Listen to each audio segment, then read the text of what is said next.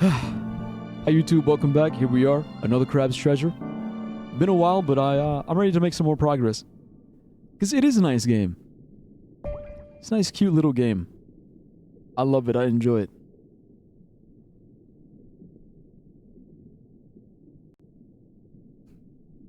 Right, so last time we got the, what was it? It was like something that we got. And then we brought it back to New Carcinia. And then we got the, it was the piece of the map. Yeah, that's right. Can you find me booty? I'm trying, bro. I want to find that booty. I want to get that booty. That ass. That ass, boy. I like the way it move. I like the way it shake. They call me the booty warrior. I like ya. And I want ya. Now we can do this the easy way, or we can do this the hard way. It don't really matter to me.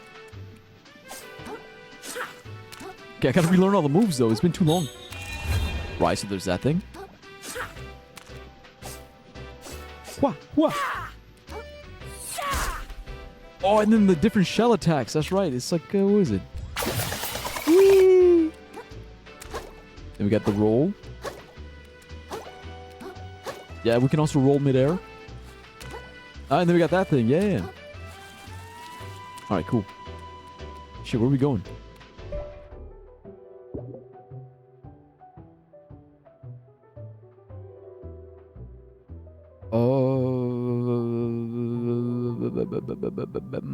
It's the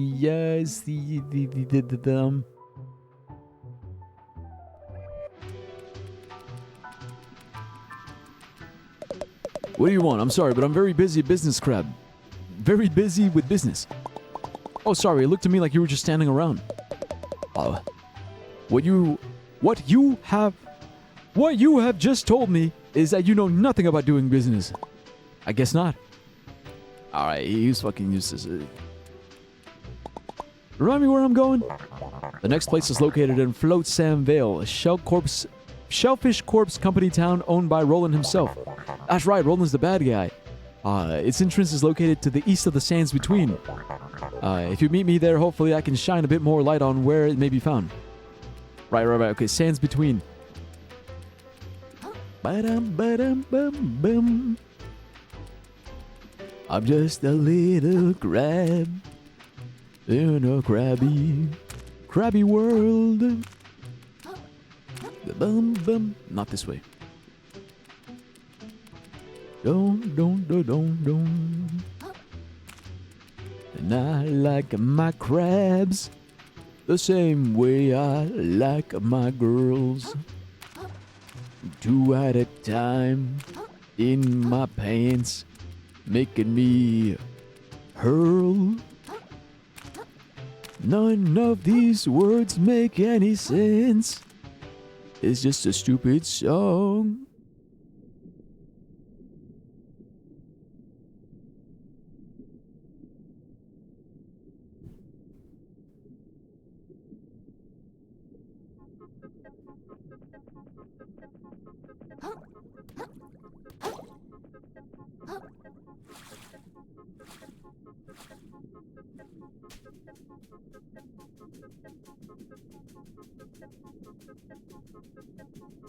Wee!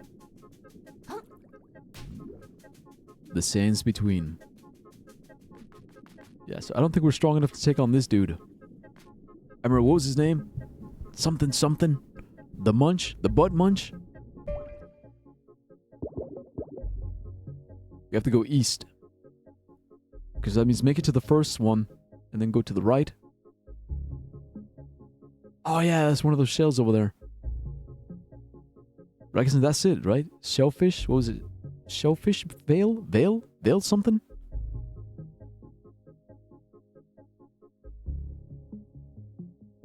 Wait, there's some stuff here too.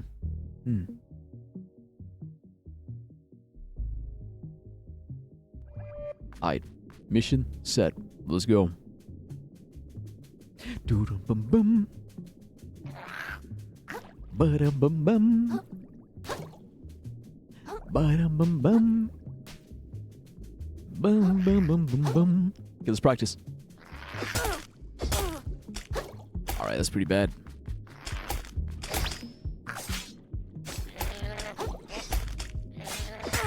Shit. Fuck.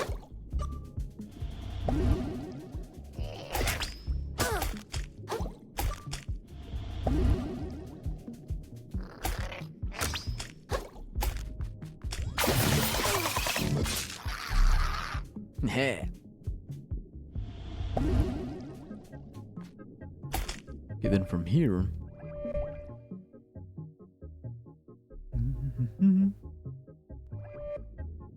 Ba-dum-bum-bum. Under the sea, what will I see? Are you here? Are you with me?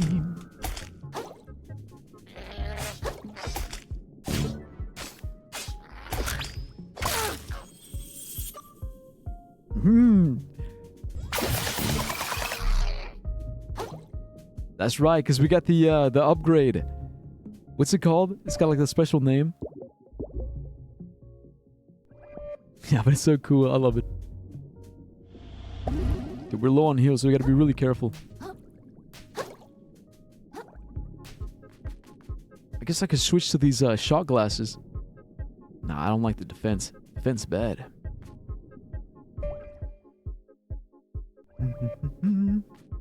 Wait, did I just go... Bro, I literally went back to the start.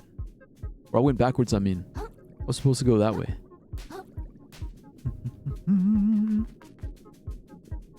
Dun-dun-dun-dun. Okay, we gotta be careful because this is where the guy shows up. See, now this one, yeah, that's a good cup. Fuck! Pagodas. Where is he? Where is he? Where? You know what? Fuck it, just run. Run. Oh!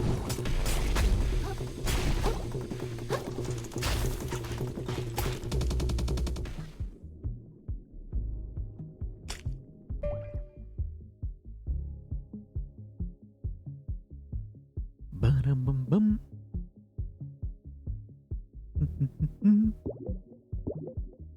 So it's literally just right there. I think this way.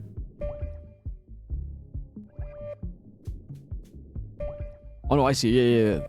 There. Oh! Run.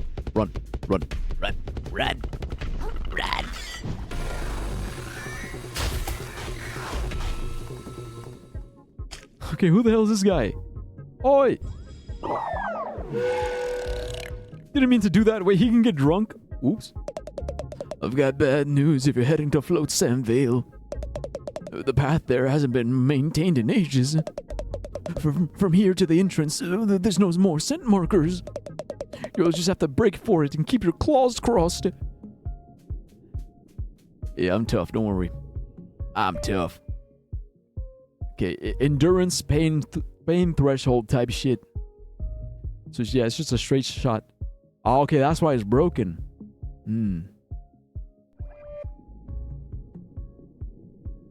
Okay, you know what? Because I already know.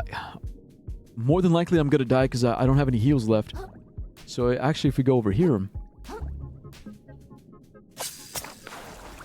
just like Sekiro. Yeah. There we go. Let's rest up.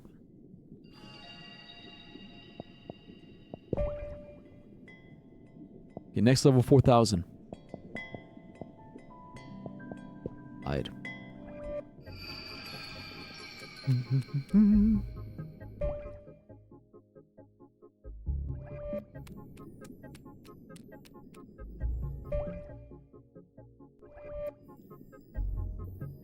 That way.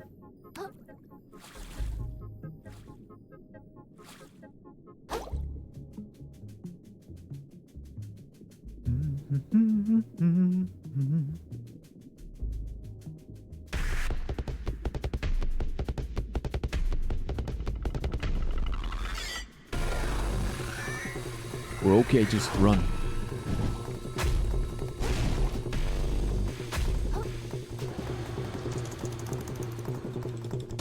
Whoa!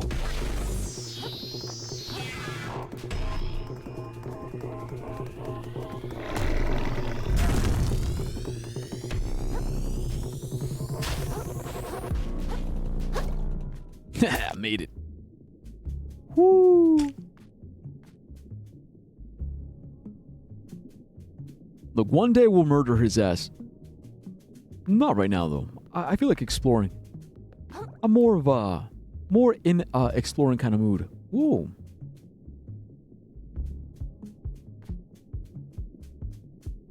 That's a lot of trash.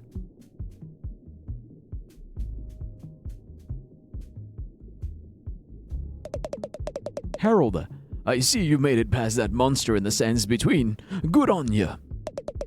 Now you can go and get changed and report for your shift. What? Wait, I don't... You best be ready when your shift begins, or that time's coming out of your plastics. What? Out of my plastics?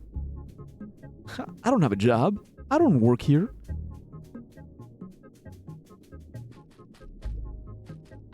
Oh, okay, yeah, that... Bro, it's just like Elden Ring. It's what you call it. It's the rot. The rot.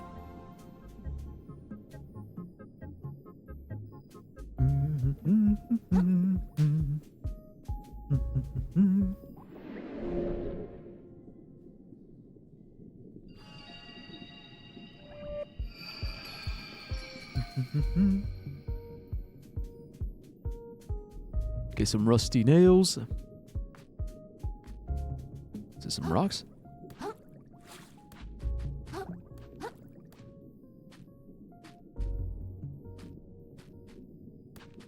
Bum bum bum bum. Bits of trash. Wait, is that a lockpick? No, probably just a handle. Oh, okay, I think I see. Yeah.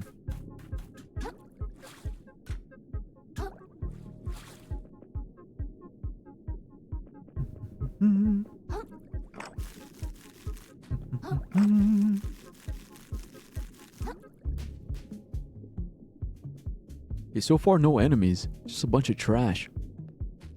Hello. As much as scrapping sucks, I take it every tide over working on my family's old sardine ranch. Sims Fozzie. Good riddance. Sardine ranch? Honestly, understandable, bro. I get it. You know, wanting to get out of the family business. Yeah. I can't believe the things Roland has us doing here. Scrapping for as long as we do is dangerous work. Yeah. And doing so for a pittance of trash and barely getting to see our families is rough. Oh, workers' rights. Workers' rights. Yeah. Someone ought to do something about Roland. That lump sucker. Yeah. He's just one mollusk. No matter how tough, he wouldn't be able to stand against a whole group of scrappers. Yeah.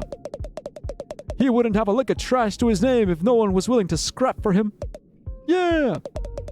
Some tougher scrappers than us should definitely stand up for themselves. Yeah. Anyway, want to grab lunch? Yeah. That's all he's just a yes man. See, but that's the other thing that I love about this game. What I love about this game isn't just like the Souls-like mechanics, you know, the funny, like the funny humor, the crab, the ecological, like the crab ecological like perspective of it, but it's also like the social awareness. Like it is kind of woke. It is woke in that sense where it's like, yeah, they realize that Roland is a bad capitalist. He's exploiting his workers. You know, long hours, barely seeing their families.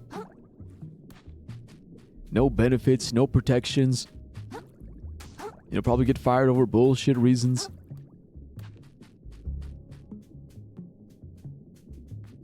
Dun dun dun dun dun.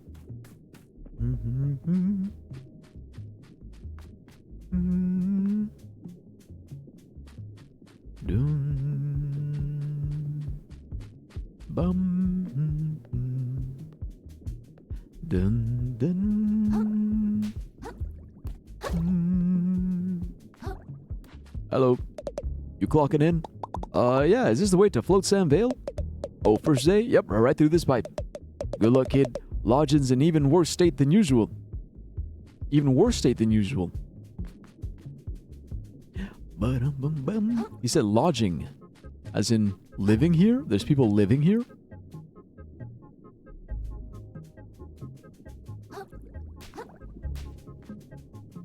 Guess we're gonna find out. Let's go.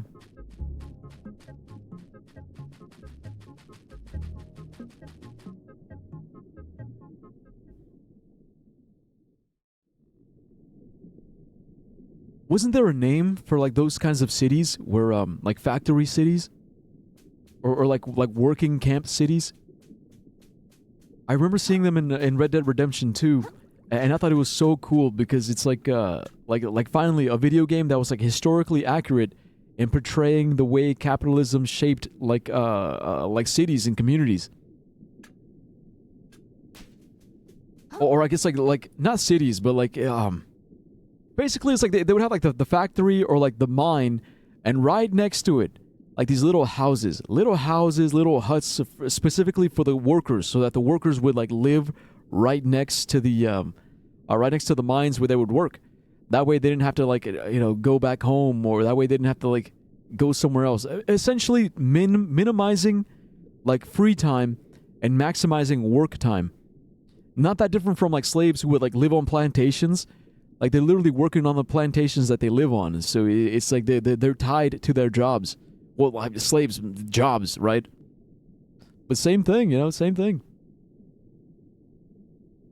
I think that's what's going on here. Float Sam Vale. I think we're going to find people living here. Or the workers are living here. I mean, because think about it. If the currency in this world is microplastics, and this is the junkyard, it's like the birthplace. It is the main source of microplastics. So in essence, it is the mines. And if Roland wants to maximize like how many microplastics like the scrappers are mining for him. Just scuttle in here. Oh! Inker. Roland's right claw. Ouch. Woo, woo, woo, woo, woo, woo. Woo, woo, woo, woo, woo, woo.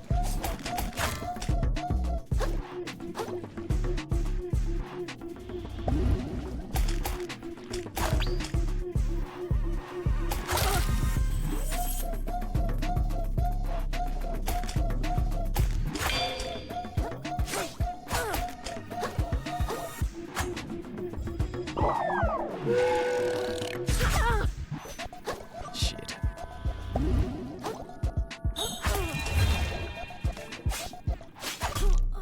Fuck.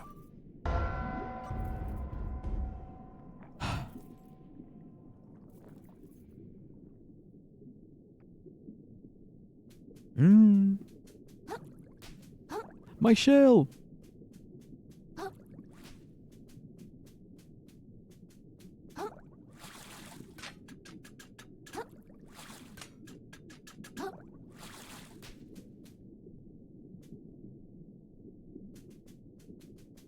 Okay, what are these? Tin can. Gotta be good for defense. Shell shock. What about this one? It's a coffee pod. Morning buzz. I think morning buzz. Thought you could just scuttle in here.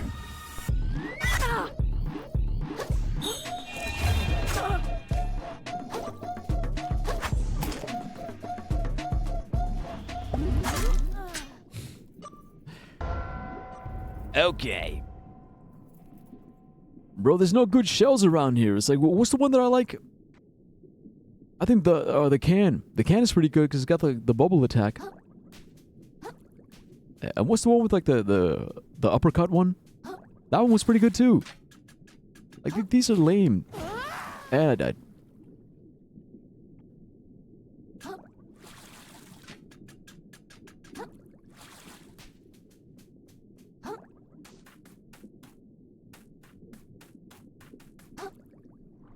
Thought you could just scuttle in here.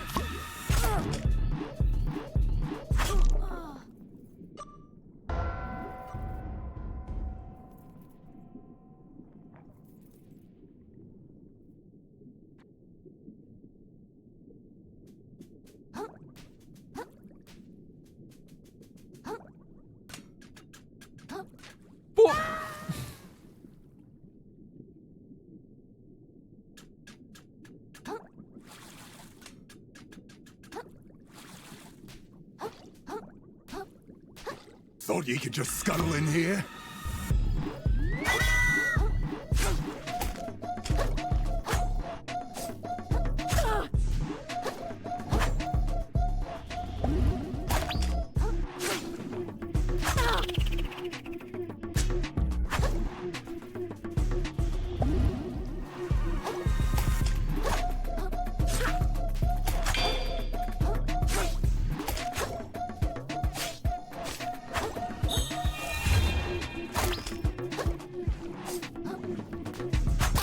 Fuck!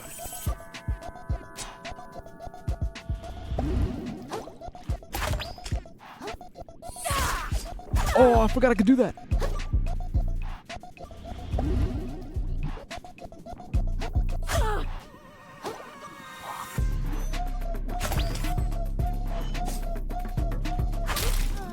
I dodged, bro. I'm doing like no damage, man. Hey. I swear, Braid, I dodged. There's a bit of lag. Or it feels like there's like a little bit of lag, a little bit of delay, both with the parrying, like the shell parrying and the rolling. Like playing this game after Sekiro, like is not as smooth as Sekiro is. It is a little janky. Thought you could just scuttle in here? Thought you could just scuttle in here. Let me get my shell, bro. Can we just run? No, we can't. Oh! Well. The can!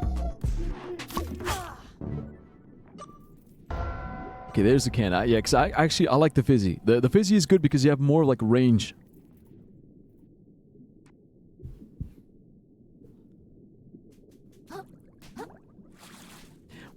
Well.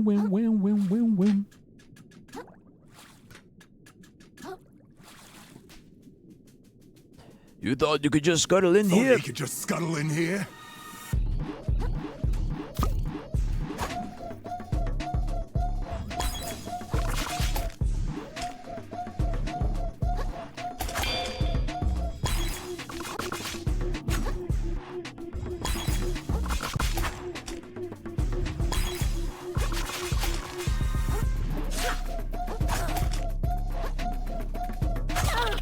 Shit.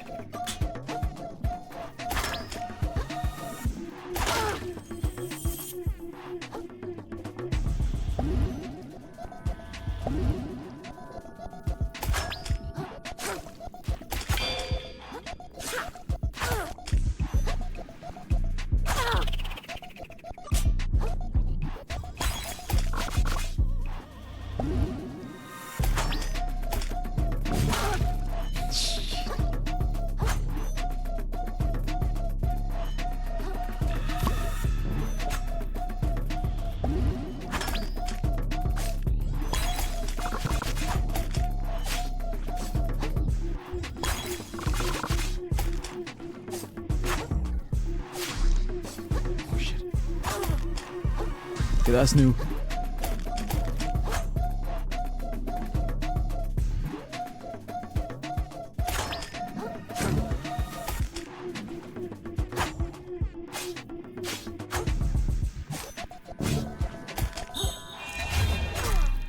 Fuck! Okay, look, I survived longer that time. What you see is the can, bro. That's why I love the can. Out of all the... I think, yeah, the can is my favorite. Just because it's a really convenient power, that's why. Like, I can do damage without putting myself at risk.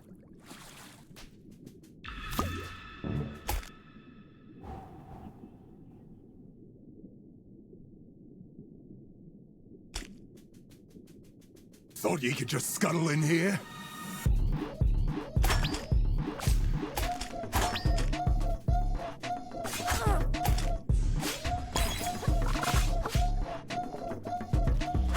Shit!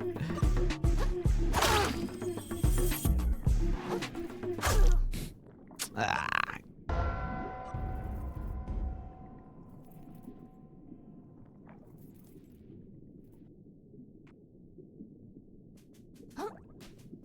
Wham.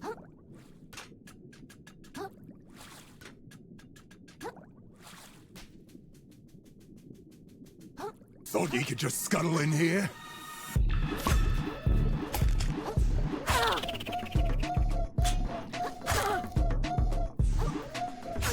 Fucking hell.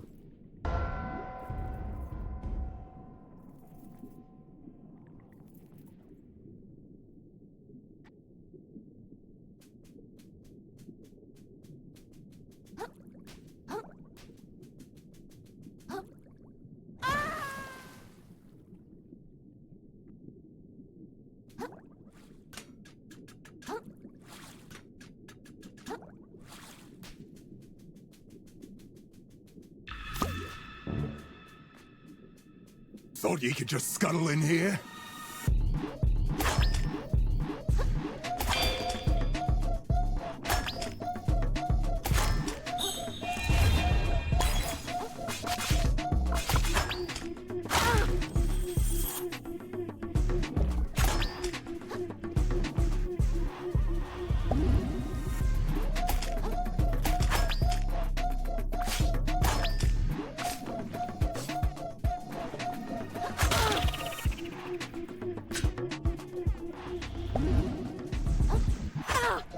Oh.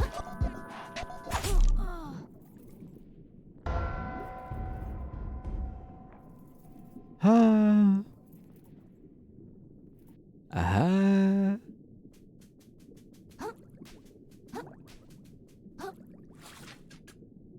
Mhm.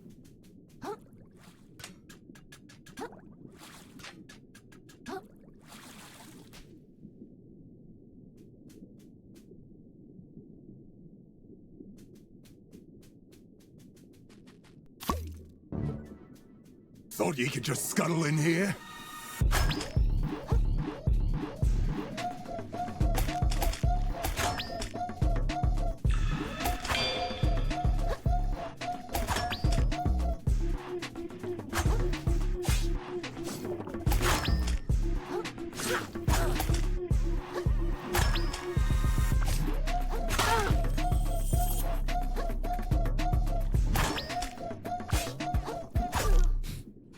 I should have healed. I don't know. I knew I should have healed. I thought I could make it. Because if I can break his composure. It was just like Sekiro. It's not so much the health bar. It's more so the composure. Thought you could just scuttle in here?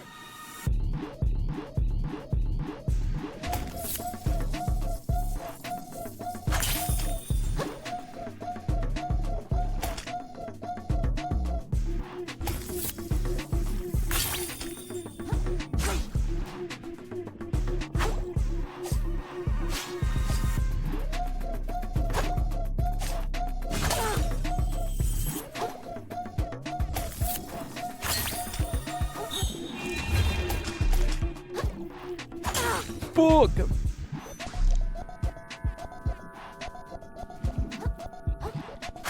Fucking shit.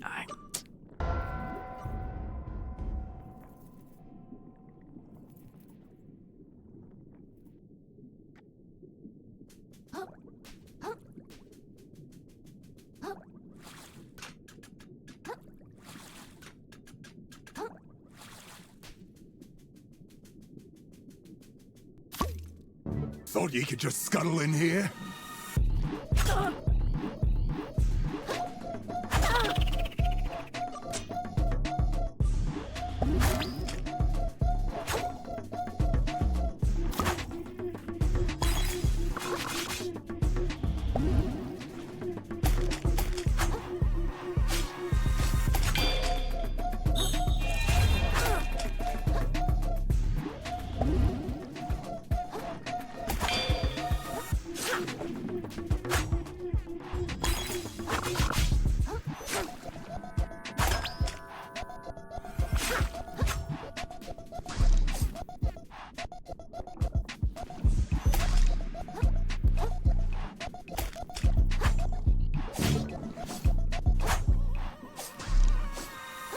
Like, see, look, he's hiding.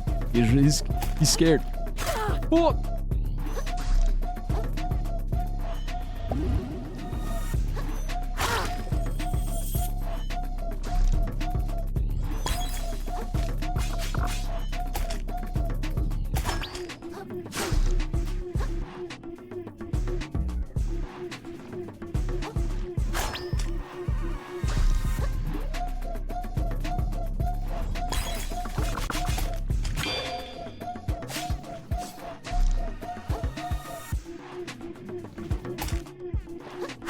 Fuck!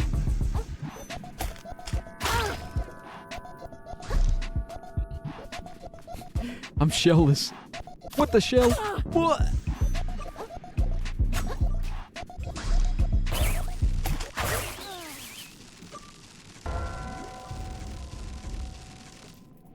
At least I lasted long at that time. That time, didn't die as easily.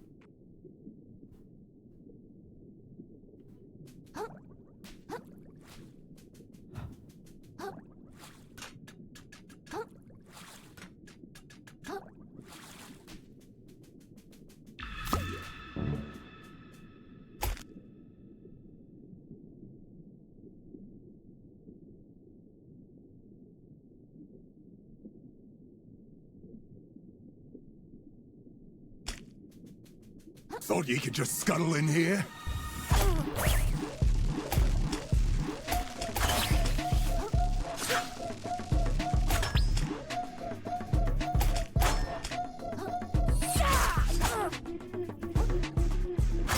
What?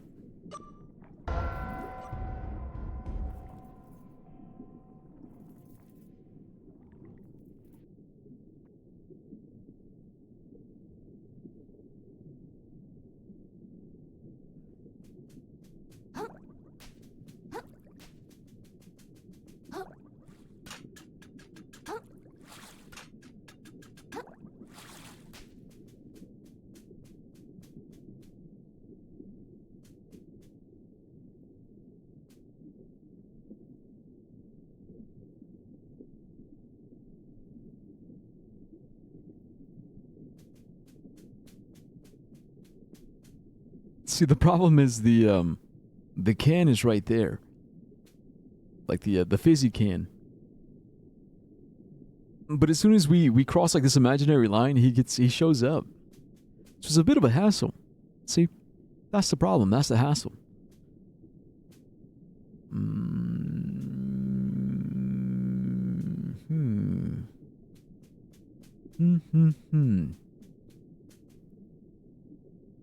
I'm trying to be tactical about this. I kind of do like the shards. The shards ain't so bad. Thought you could just scuttle in here?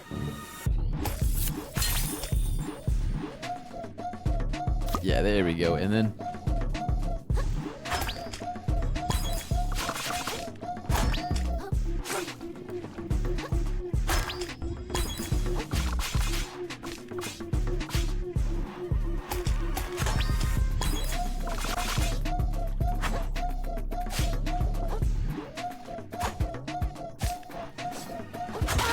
Welcome.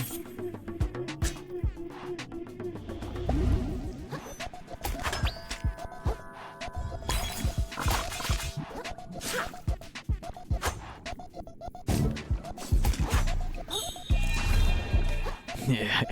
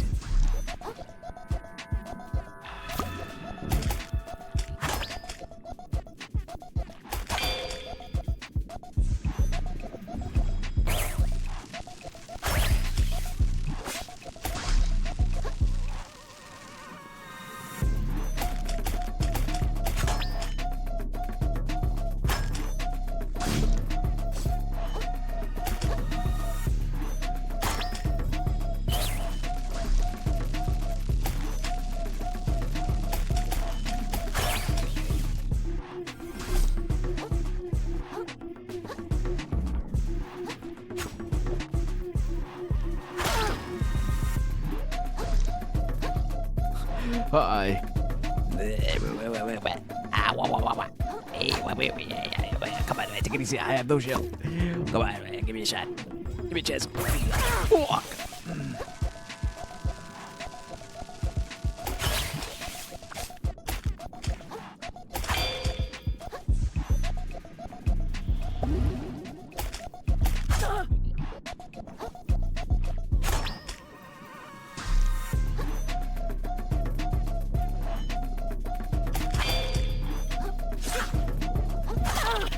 Shit. Oh.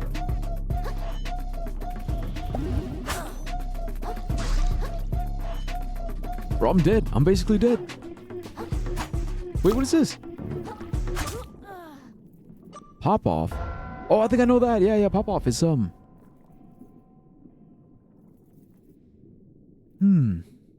It's like a special. It's like the uppercut, right?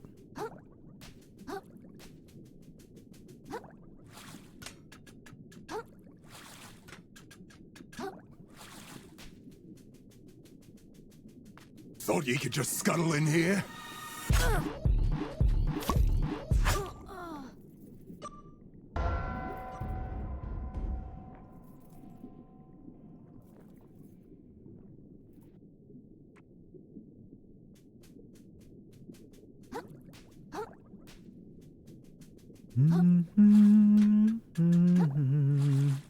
Bum, bum, bum, bum.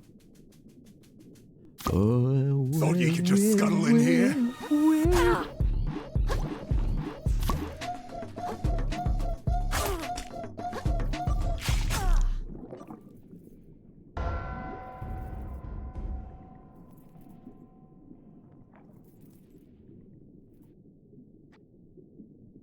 Oh wait, the game is starting. Let me put it on the TV.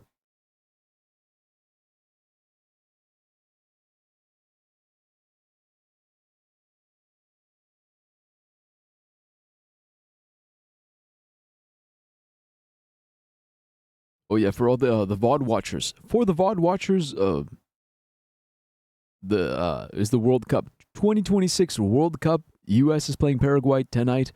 It literally started, or the World Cup itself started yesterday with Mexico versus South Africa.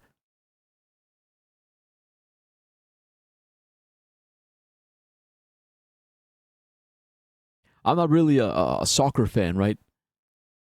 But every 4 years, I do get invested in the World Cup. Honestly, for me, it's more of a nostalgic thing, right? It's like my whole life. We watched soccer, we rooted for the team, so it's like Thought you could just it's like a scuttle in habit. here? Tradition. It's a tradition. Fuck. Dude, USA already scored. They're won. It's 1-0. Bro, we're not even 20 minutes in. They already scored. Hell. Bro, whenever they score like really, really early, it sets the tone for the game, and then it becomes a really boring game. Because then it's like, oh, well, they already won, so what's the point? Nah. It's like they save themselves for like later games, yeah? Thought you could just scuttle in here?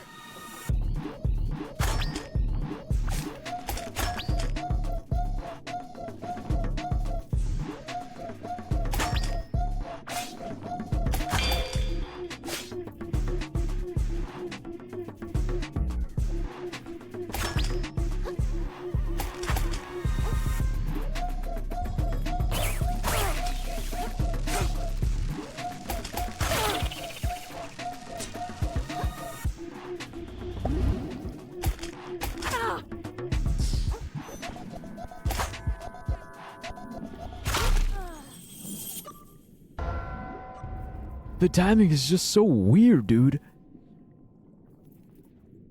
But I blah blah blah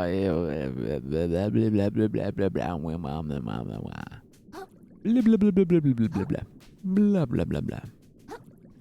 Weird ass timing, but it's okay, man. Look, it's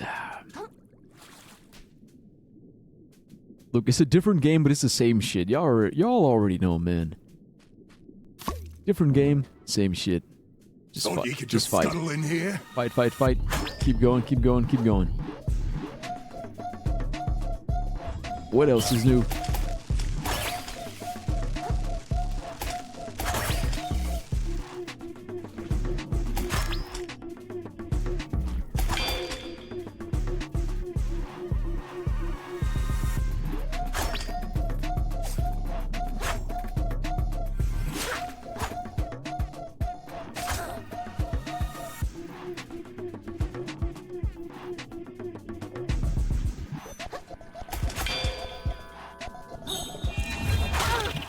Fuck, I missed.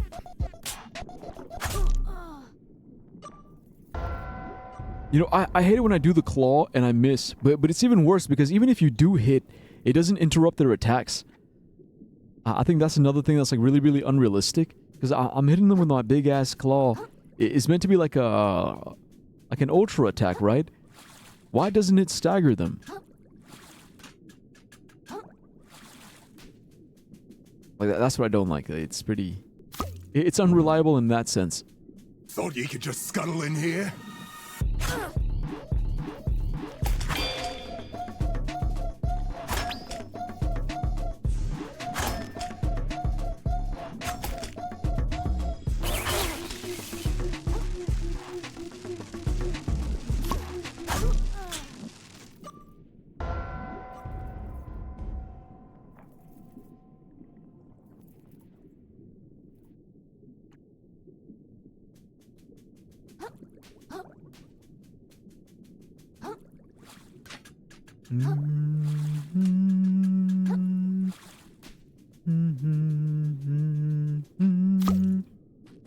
Thought you could just scuttle in here?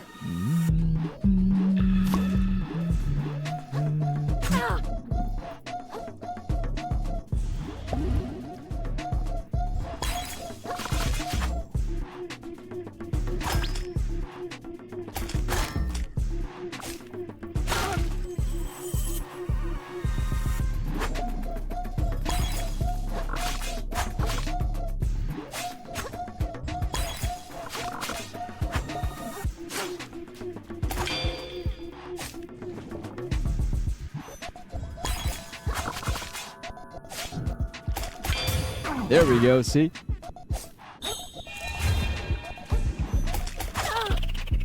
That's pretty good damage, but...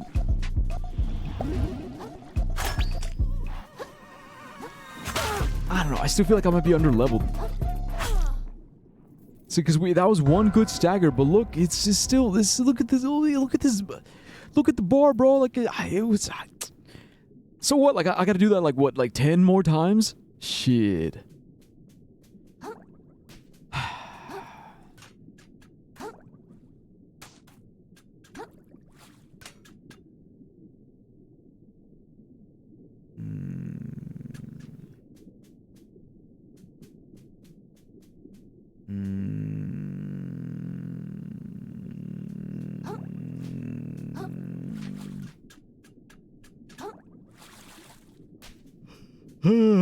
Look, guys, I'm yawning, but do not be fooled. I am not tired.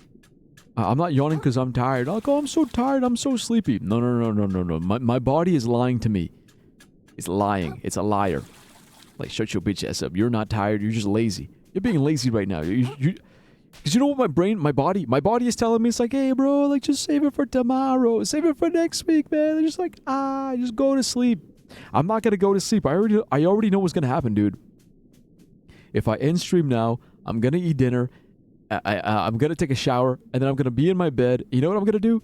I'm going to binge watch a fuck ton of anime until it's like 6 a.m. I already know. So no. No. Like, you're not... Thought you could just scuttle in here? Not escaping this fight.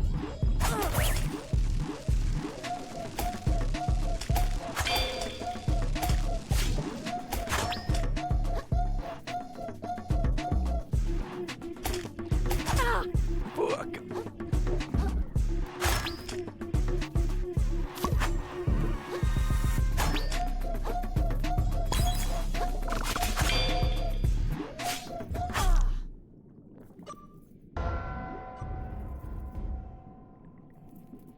You know what I haven't tried? What if I try running back? You know, like, Like, we trigger him and then we run all the way back. Like, what happens there, you know? Could we use that to our advantage? Thought you could just scuttle in here? Thought you could just...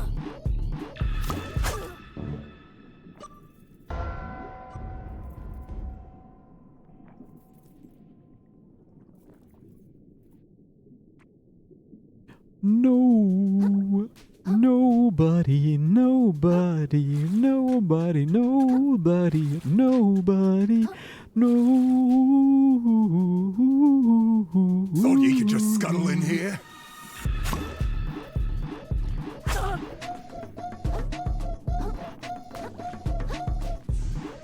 Woo, woo, woo, woo.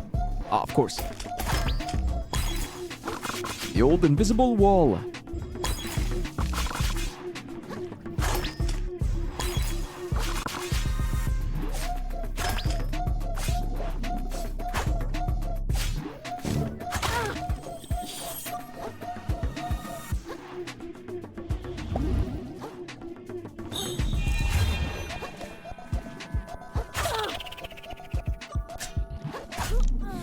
Shit.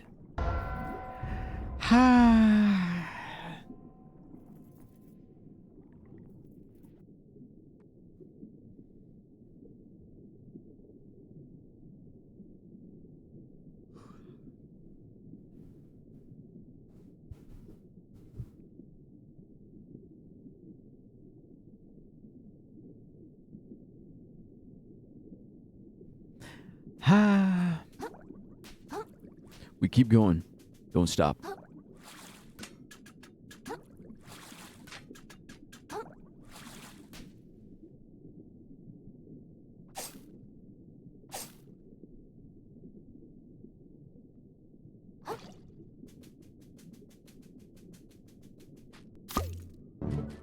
Thought you could just scuttle in here?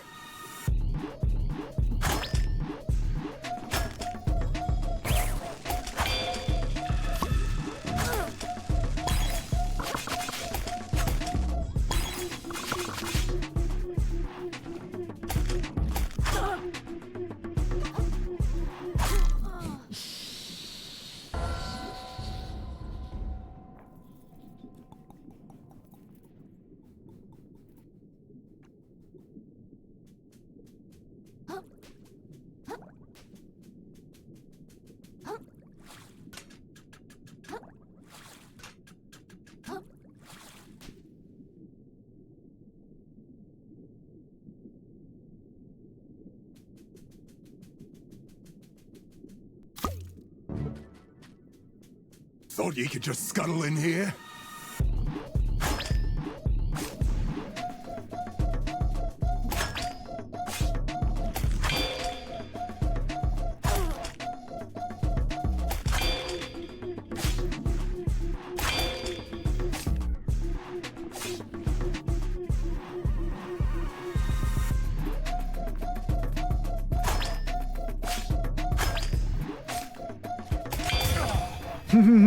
Fuck your bitch ass.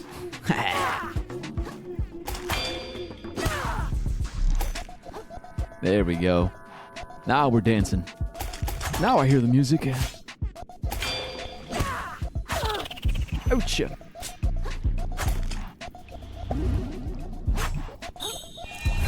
Fucking miss. Oh.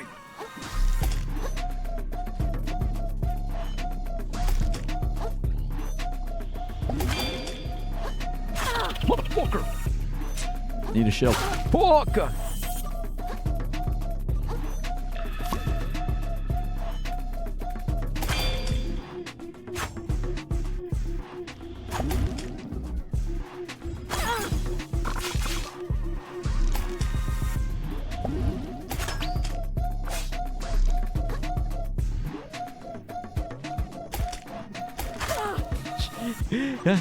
He. Huh? You know what it is? You know what it is? It's like... What does it remind me of? What is it? What is it? It's like, dude, it's reminding me of something. I'm trying to think. Because... It's like the... Bro, they just scored again. See, look, it's 30 minutes in, Brad. Not even the first half hadn't even done yet, and it's already 2-0. It's a wrap. It's a wrap. The thing is, it's like low stakes because it's just like the qualifying. We're in the qualifying rounds, or we're in the group like the group matches. It's fairly low stakes. You can lose 1-2 games and still like earn enough points to advance to the what is it, the quarterfinals. So that's why they take it pretty chill. Like Paraguay, they're not going to stress themselves out too much.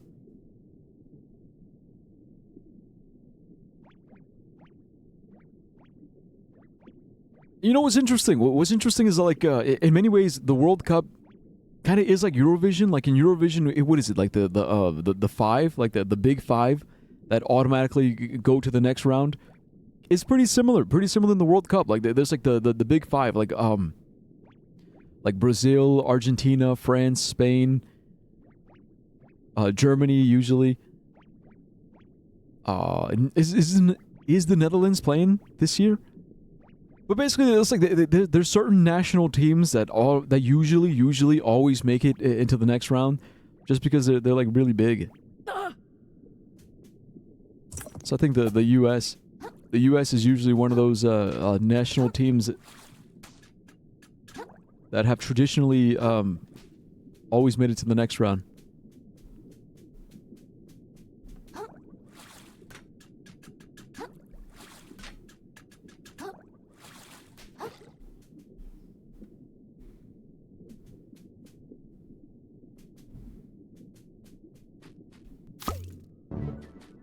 Thought you could just scuttle in here?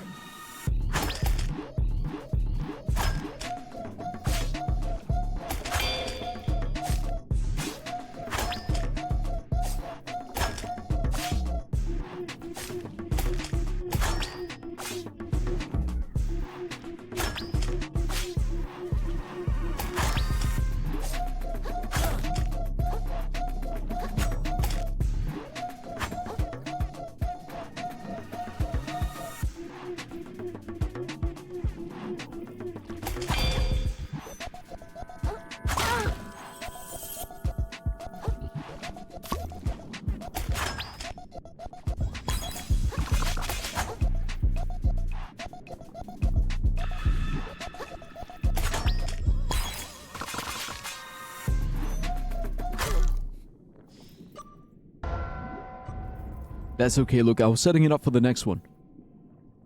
See, because I do have that one power-up where, like, it fixes my shell, but the thing is, I would rather it fix the fizzy. Like the fizzy can, instead of the other one. Yeah, but see, that way I die over here, and then get the fizzy can. So now I use it until it breaks, and then I go and run and get the other one.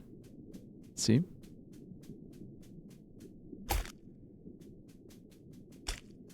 Let's go. Thought you could just scuttle in here?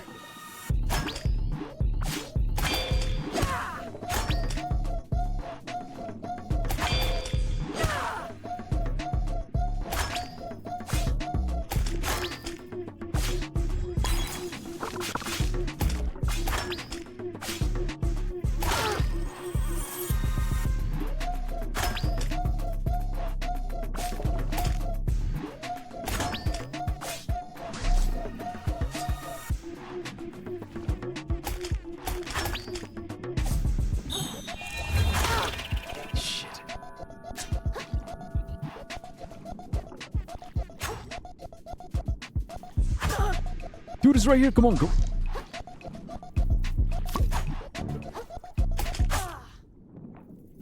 Bro, I swear I was like spamming. I was spamming the fuck out of it. I was like, come on, hurry, hurry, hurry, hurry, hurry.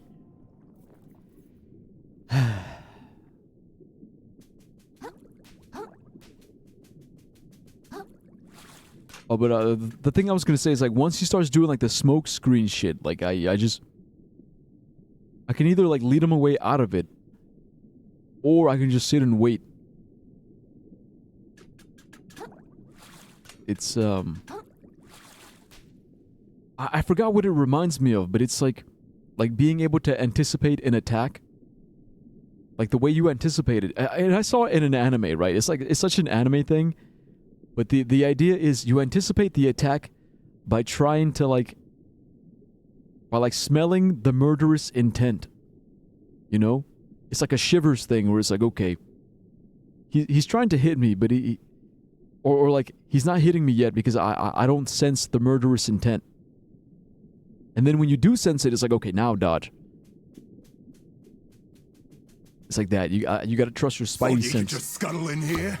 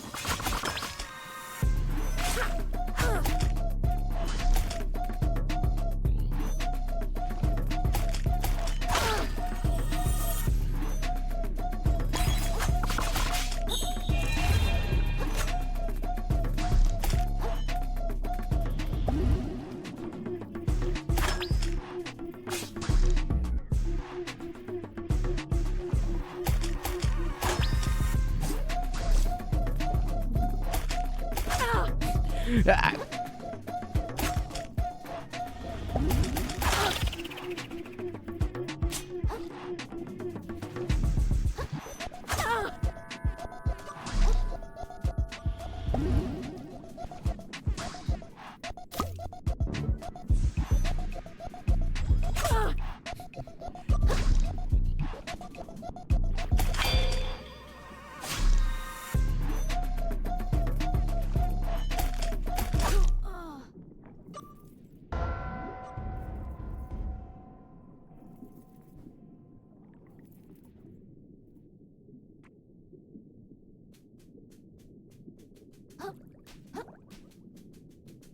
You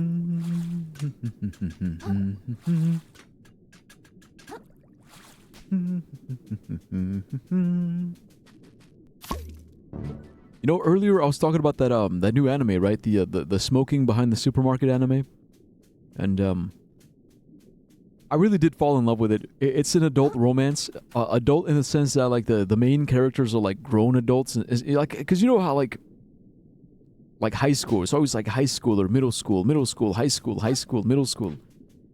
It's an adult romance because these are adult characters. Not necessarily like adult romance in the sense like, oh, they start fucking. It's like, nah. Adult, like mature. And so it's Sasaki, right? Sasaki-san, he's like, he's in his 40s. He's a middle-aged man and he smokes. You know, it's just like a office worker salary man. And and whenever he works, he has this tradition. Like whenever he works late, he has this tradition of like stopping by the konbini, which is like a convenience store, supermarket, and just like getting some snacks. But he doesn't go like because he actually needs like the snacks or whatever. He just goes so he can like so he can interact with his favorite cashier, whose name is Yamada, like or Yamada, Yamada, yeah, Yamada. And she's like super cheerful, you know, really smiley, really friendly. He calls it his pick-me-up. You know, whenever he's having like a long, stressful day at work, he goes to the konbini, he gets his little chips, he lines up, you know, and Yamada gives him the big, you know, friendly smile, like, you know, hello, good evening, konbanwa. Thought you could just scuttle in here? And it helps him to keep going. So it's really sweet like that.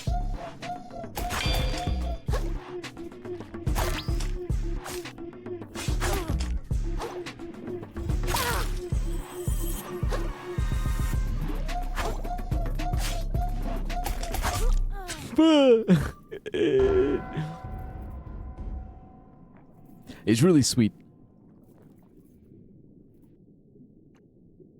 So that's the premise.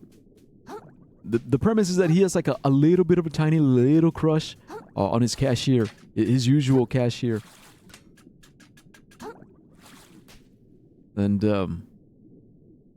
what happened? I'm trying to remember, because it was like the first episode.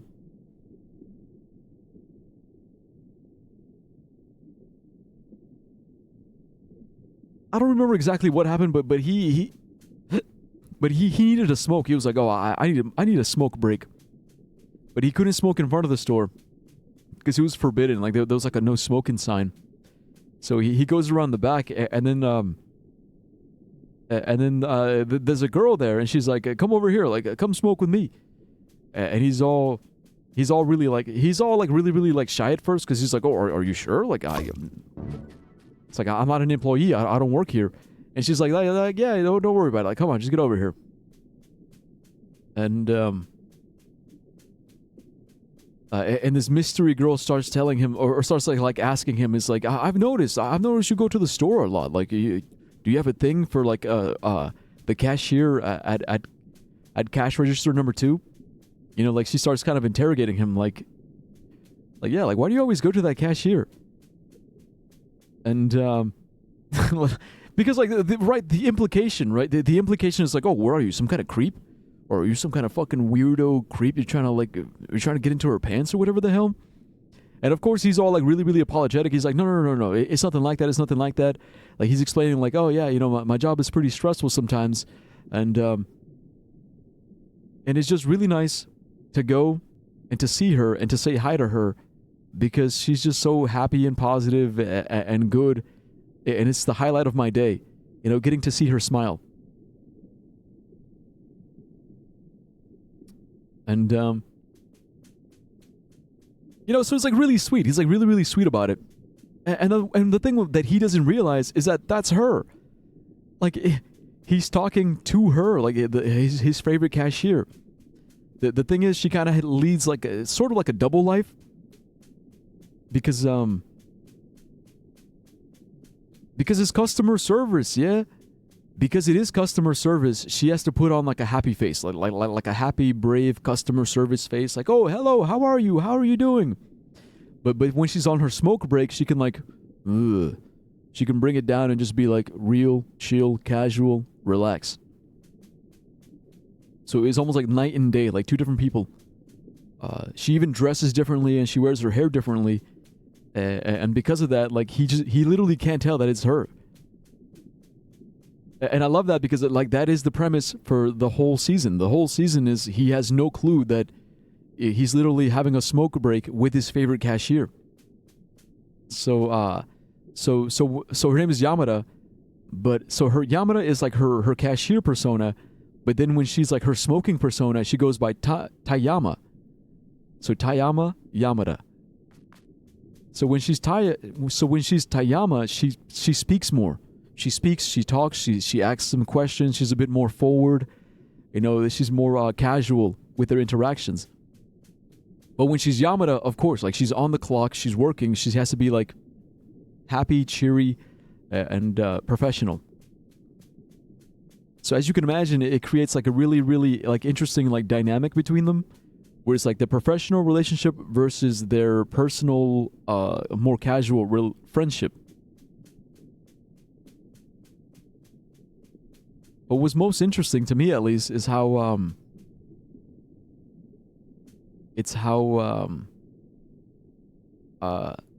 like how Yamada like uses information. Like when Sasaki tells her something, like fuck, I'm wording this horribly, but it's like when they're smoking together, Sasaki will say something to Tayama, and then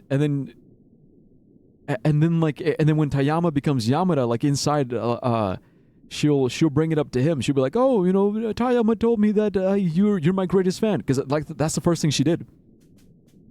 The first thing she did was she said, oh yeah, like I spoke to Tamaya, and Tamaya told me that you're a fan of mine. And then he gets all flustered. He gets all like flustered and nervous, and he's like, "Oh, like it's like I didn't realize that she was gonna tell you that." It's like I hope you don't I hope you don't like it like take it the wrong way. I hope you don't interpret it the wrong way, or whatever. But yeah, I am thankful and grateful for you or whatever, right? Like you can imagine how that played out. And then like the whole time she's just thinking like, man, this is like a really sweet guy, really sweet man. You know, he's just, you know, just like classic, like nervous. You know, a bit of a nervous guy, just because he doesn't. You know, he's like a gentle giant. He's like big and like older and like foreboding, and he's a smoker. He's kind of scary looking, but he's actually like a sweetheart. So that's what I find interesting. It's like how she uses information. Like she gathers, or because like sometimes she'll be Yamada. She'll be working as a cashier, and she'll notice like that he's buying like the chips. There's like certain chips that she buys, and then when she's Tayama like smoking together, so like cashier lady, smoking lady. So as a cashier lady, she'll notice something. And then when she becomes the smoking lady, she'll bring it up in conversation, like casually. She'll be like, "Oh, Sasaki, I noticed you bought these chips when you were in there. Like, you know, do you like those chips a lot? Like, you know, are you a fan of those?" So in a way, it's like her version of like dropping hints. Like she's dropping hints. Like, "Oh, it's me, dumbass. It's me." But he doesn't. He's too oblivious. He's too dense to notice. And the whole time he's just like, "Yeah, like, wait, like you noticed that I was buying those chips? Yeah, well, I just like them. I think they're cool." So it creates a really interesting dynamic because it'll be like, it's a way of getting him to essentially confess the way he really feels about her as a person, because she knows that he has a crush on Yamada. So she's kind of like prying him for information. Like, "Oh, like, what is it that you like about her? What do you like? What do you like?" Because there was this one scene where it's a hot summer day. He goes into the supermarket, and then he notices that Yamada has like short sleeves. And then he gets flustered. He's like, "Oh my God, she looks so pretty. She's so pretty with short sleeves." And then he immediately leaves. And then when he met up with, and then later that same day when he meets up with Tamaya, she asks him. She's like, "Hey, like I noticed you were at the store earlier. You went inside, and then you left. What was that about?" And then he says, "Oh, you noticed that? Yeah, I don't know. I wanted some ice cream, but then I saw Yamada, and I realized that I didn't want ice cream anymore. Like I just left. I changed my mind." And then she pieces it together. Because that's the thing, is like she's really, really perceptive. She's really, really smart, really intuitive. She figures like, "Oh, is it because of the short sleeves? Was it the short sleeves that I guess that made you change your mind?" And he gets even more flustered, and he's like, "Yeah, it was. Like, not in a pervy kind of way. Like, it was just interesting to see her like in a different like outfit, I guess, like different uniform." And then you want to know what Tayama does next? Like she takes off her jacket because she's like, "Okay, you know, he likes bare arms." She takes off her jacket and she reveals that she's wearing a crop top. She's like, "Oh, what do you think about this?" She's basically showing off her arms and her belly. And because he's expecting him to get flustered. But he doesn't. He just says, "Oh, aren't you cold? Like, you're going to get kind of cold. Like, you should cover up a little bit, you know, so you don't get cold." And she's just dumbfounded. She's like, "Ugh."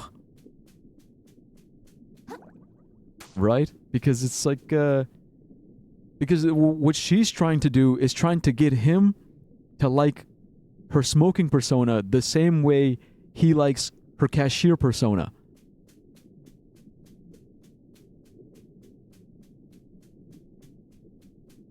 It's, you know what it reminds me of? It reminds me of like the classic, it's like Miraculous Ladybug, yeah? Where Cat Noir likes Ladybug, but what's her name? Marinette loves Adrian, right? Even though it's like even though they are the same person and they like each other, it's the Cat Noir persona that likes Ladybug, and it's the Marinette persona that likes Adrian. Like, they don't realize that they like each other. So it's similar in that sense. It's like, you know, he likes Yamada, but he doesn't realize that Tayama is Yamada, just a different side of her. And I guess, and over the course of the season, like, Yamada, like, sort of starts to develop, like, kind of like an attachment to him. And it's not like full on like love or affection, but she does become more appreciative of him. But I assume that that's where it's going, right? Like, it's slowly building up to like them finally like confessing, and then and whatever, right? It progresses naturally. But that's why I really liked it. I liked it because it's like it's like the classic, like, wanting to know that someone likes you for the right reasons. Yeah, you know, like when people ask, "Oh, would you love me if I was a worm?" It's just another way of saying, like, "Oh, if I didn't have this face, if I didn't have this body, if I didn't have this voice, would you still like me as a person? You know, if I wasn't this performance,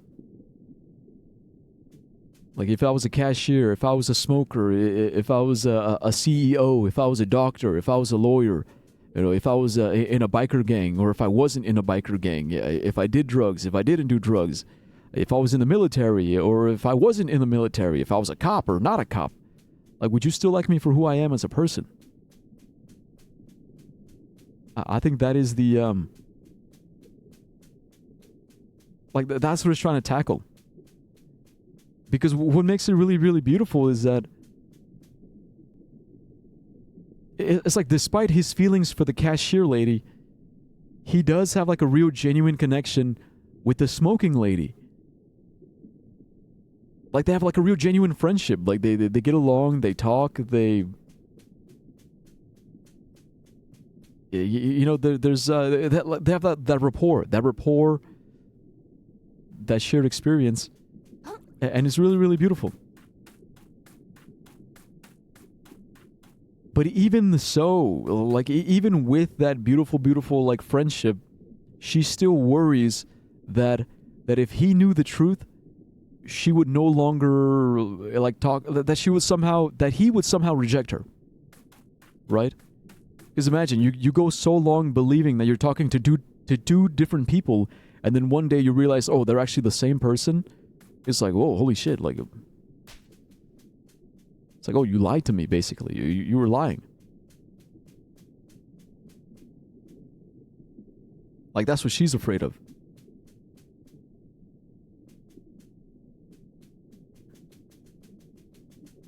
Thought you could just scuttle in here?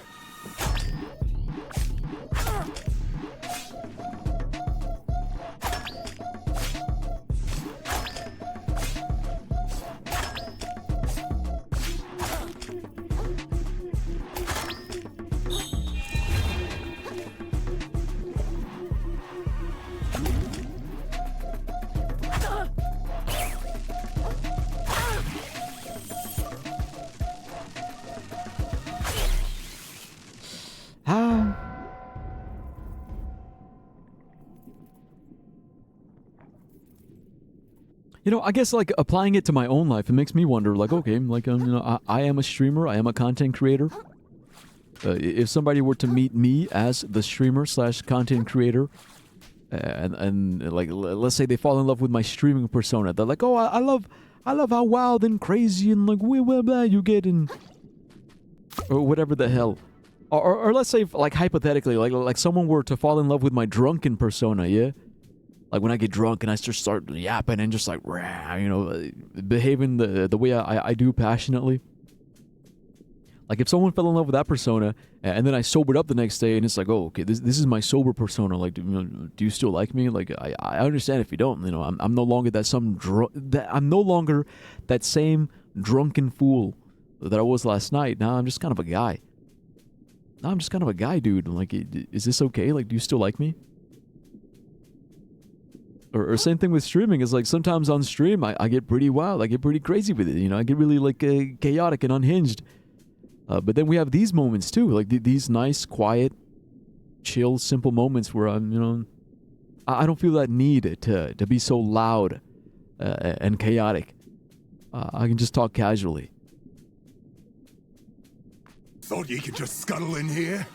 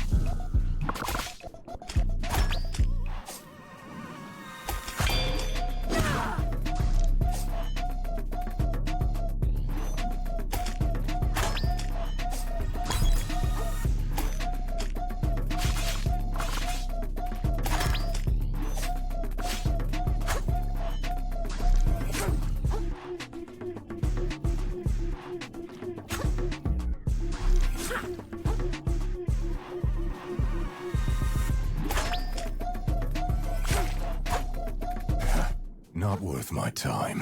I did it! Ha All right, so we don't have to kill him. We just gotta get him low enough. And then he just leaves. Hey, not bad. Yippee! See, look, I knew I could do it. I knew I could do it. There was never a doubt in my mind. Hello, Sam Bill. Hello. Happy to see you in one piece, child. Barely. That squid tried to kill me on the way in. The one Roland was hanging out with earlier. Inkerton, that rogue. A poor squid born in the lower crust. I knew his family back then. Good folks, I say. True lovers of history. Brought their children to my museum often. And then, for their lives to end in tragedy, like so much of history itself. So what happened to Inkerton's family? Oh, they died. I really thought that subject... They died. Duh. Obviously. I thought the subtext was pretty obvious, I say. Yeah, but like, never mind. I couldn't tell you what happened to the boy after that. After all, he never visited my museum again. But at some point, he began showing up by Roland's side. They've been joined at the fin for quite some time now. And he doesn't flinch when ordered to hurt those who used to be his neighbors. To avoid another direct conflict with him, I'd avoid another direct conflict with him if I were you, child. Yeah, but you're not me, okay? I'm built different. The blood runs cold in that squid's veins, I say. I mean, he is a squid. Squids are warm-blooded. I mean, cold-blooded. Could you remind me what we're looking for? Wait, actually, are they? Wait, are squids warm or cold-blooded? They've got to be cold, yeah? Aren't most fish cold-blooded? Fish wouldn't be warm, would they? I guess metabolism, like with their metabolism, I mean like whales, right? Whales, dolphins, mammals got to be warm-blooded. But what about fish?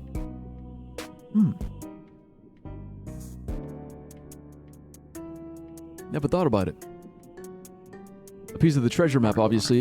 You really have lost the plot, I say. No, like I know, but where is it? Well, though I can't be entirely certain, there's a derelict structure in this area that used to serve as a signal for shipping vessels. These days, Roland's ships all navigate by light beams powered by a mysterious force called electricity. How things have changed since I was a small fry. Can't keep up with the ocean, they say. I say.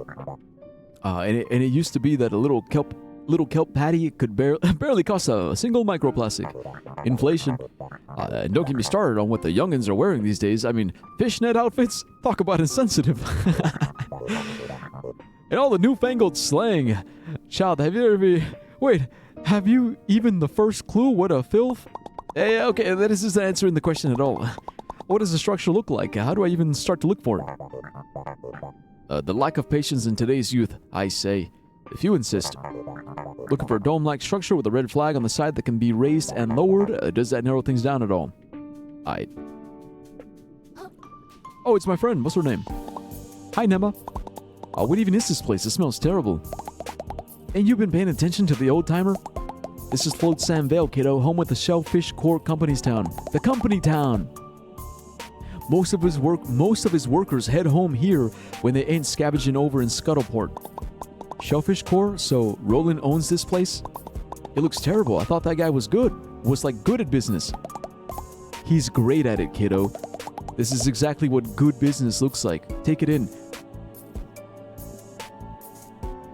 See, that's capitalism.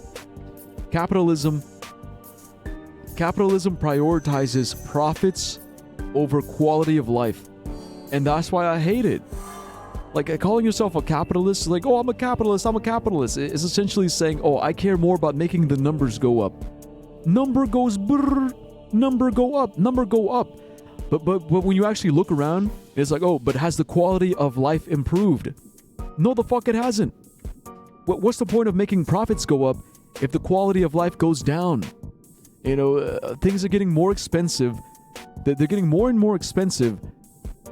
It's like the quality of things are getting worse. Things are getting worse. Things are getting more expensive. It's like they're increasing in price and decreasing in quality. You have to work longer hours to make the same amount of money, and even when you make that money, what are you buying? You ain't buying anything of quality, you see? You can't buy a house these days, and even if you do buy a house, you can't make enough money to maintain it properly. Or at least not the average person. The average person can't buy a house. You know who's buying houses? Banks. Banks and corporations are buying houses. Why? So they can rent it. So people don't own houses, now they just rent houses. Because no one has enough capital to buy the house. And even if they did, it's like, what about maintaining it? And when I say maintain, I mean like property tax. Right? Because someone is always trying to fuck you. Someone somewhere is always trying to find some way to fuck you. He's great at it, kiddo. This is exactly what good business looks like. Take it in. If you wanted to know why keeping bottom feeders afloat is so darn important to me, it's because this is the best alternative. For me and my youngins. I've been there before, and I ain't going back. So, Bottom Feeders is her store. And honestly, same. I want to be my own boss. I want to be my own boss. I want to make my own schedule. I want to work on the things that I want to work, and I want to spend my time and energy devoted to the things that I'm passionate about. I don't want to work for some corporate overlord who only cares about fucking profits. I don't care how many fucking carrots he dangles in front of me. I'm not a puppet. I don't care how many treats he promises to give me. He's like, oh, I'll give you all these treats. Look at these treats. I don't give a fuck about that. It's like, fuck that shit. Some things matter more. Some things matter more.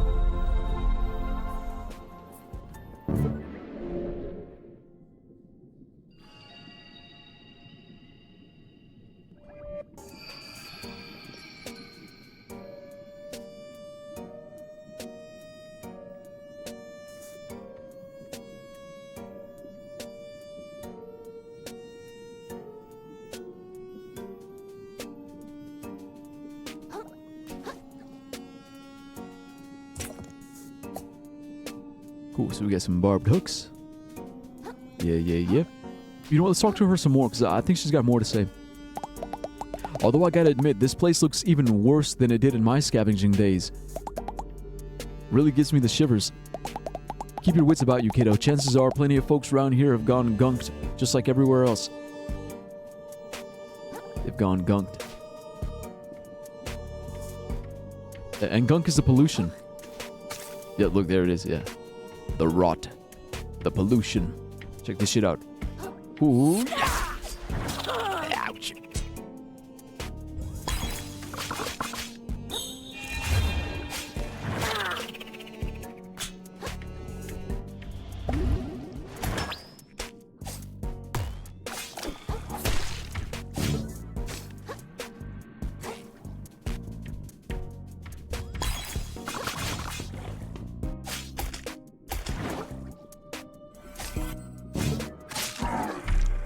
Yeah, not bad.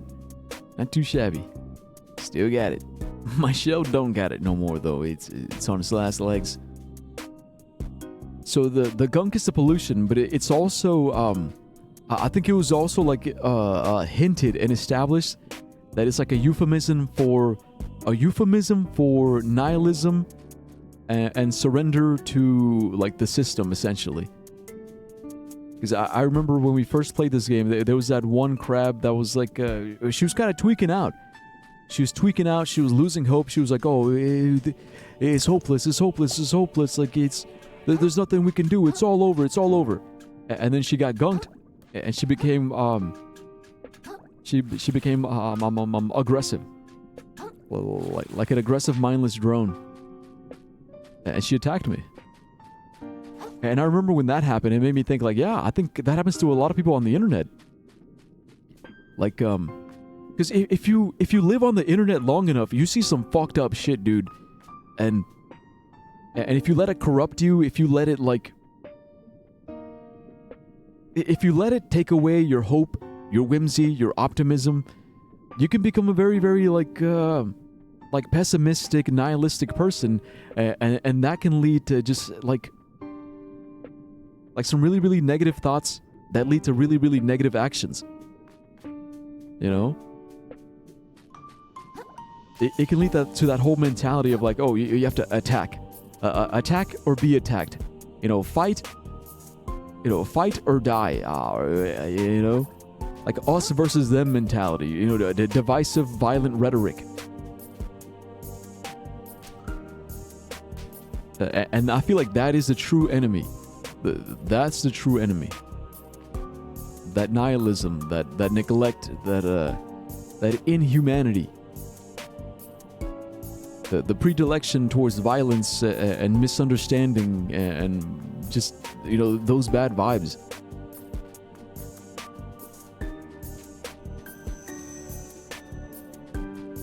And that's why I do feel like it's something that you have to protect. You got to protect yourself. Like, protect yourself, like, mentally, spiritually. Like, not letting it corrupt you. And more than anything, just like, again, protecting yourself from it. Because it comes from within, yeah? Because when I say protecting yourself from it, I don't necessarily mean like, oh, I gotta go out, find these pessimistic people, and I gotta lecture. Lecture. Stop being pessimistic. Stop being pessimistic. No. I mean, like, you yourself in your own heart, in the mirror, like, analyze and think, okay, like, why, in what ways do I feel optimistic, and in what ways do I feel pessimistic? Like, because that's where it starts. It starts in your own brain. It starts in your own mind. You gotta start thinking, okay, like, what are some ways I can better myself mentally here? Because we all know. We know what it looks like. When someone is going out being like a really fuck-ass individual trying to tell everybody how to live their lives. We know what it looks like. And the best thing we can do is make sure that we don't become that. It's like, nah, I don't want to be like that. Like, that's not the way I want to live.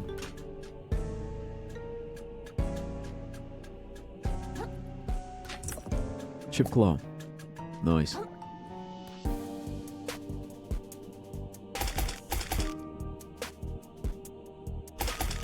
I think he's chilling. All right. Okay, now he's not chilling, bruh. How you doing?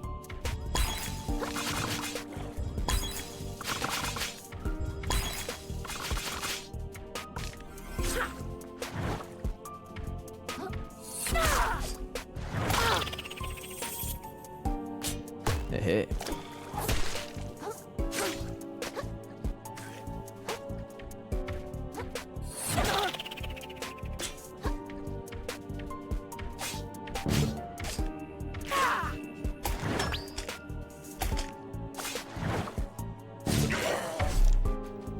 Request Kanpachi, brother. The fight continues.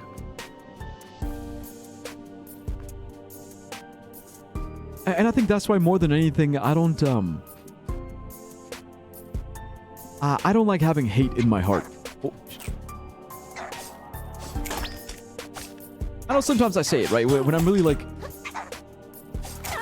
when I'm feeling really dramatic in the moment, I'll be like, I hate Nazis. I hate racist people. I hate misogynists.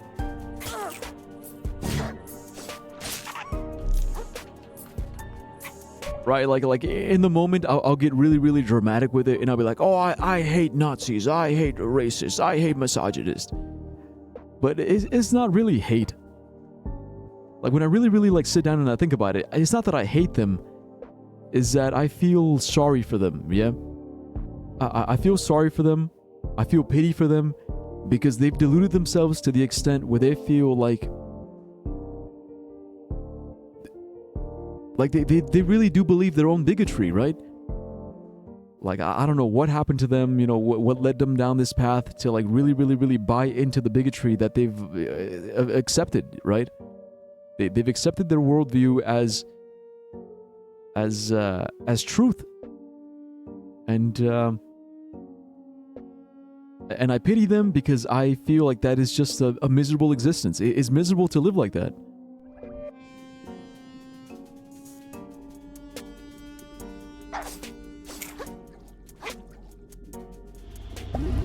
It's like a drug addict, right?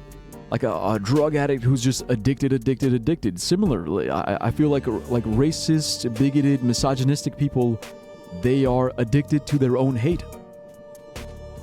It's like they love being hateful. They love being mean. It gives them like that satisfying feeling of accomplishment. And I pity them because it's like, no, like you shouldn't. You know, you should find enjoyment in good things, you know, not shitty fuck-ass things like that.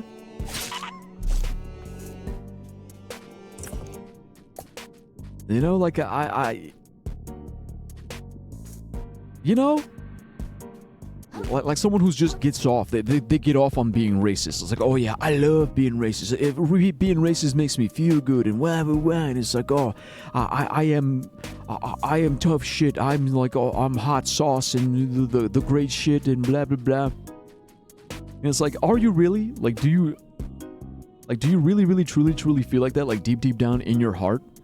Or are you just coping? You know? Because I feel like if you're truly comfortable with yourself as a person, you don't have this need to go around proclaiming it, you know, every single time, everywhere you go. I think I think quiet strength, like that slow, steady, quiet strength, and simply being comfortable with who you are as a person, without feeling the need to like go out, to go out and preach it to the world. It's like, no, like I you know what I mean? Like being so comfortable with your masculinity that you don't have to go around telling other people how to be a man. It's like you just are a man. Like I just am what I am. I am a man. Why would I go and try to preach it to someone else? You know, same thing with my spirituality. Like I don't believe in God in like in the way like evangelical Christians believe in God. I believe in God in like my own like I guess like supernatural kind of way, supernatural, spiritual, where it's to the point where I don't feel the need to, like I don't have to prove it to anybody, you know. I don't feel that need to prove. Oh, I gotta prove my belief. It's like, no, I don't. It's like.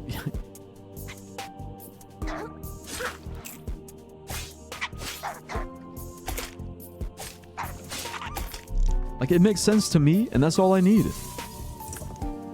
It makes sense to me, and that's it. It's like, what do you mean I gotta prove it? I gotta prove it to you? No, I don't, because it's my thing.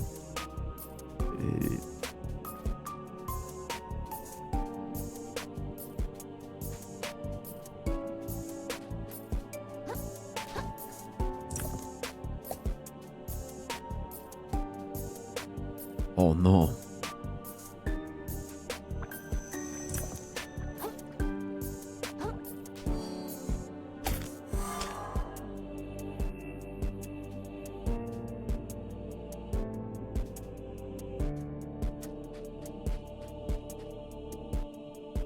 Okay, so there's some good loot that way. You can tell it's good loot because it's blue. But I kind of want to see what's over here on this side. Yeah, let's keep walking on the beach. But you guys get what I'm trying to say, yeah? Like I pity them for that reason. Like they It's like a cult member. Like when you're outside of the cult, you finally free yourself. You're no longer buying into like the whole fucking like worldview mentality that the cult members have. You get out of the cult, then you look at the cult and you realize, oh man, yeah, they're all deluded. They're deluded. They just they haven't woken up yet. They haven't like shaken. They haven't shaken free from those shackles yet.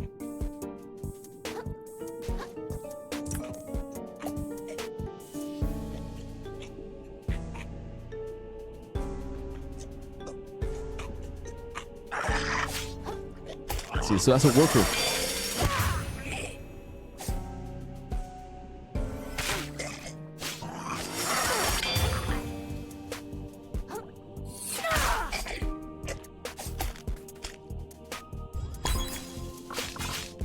It's a Lego brick.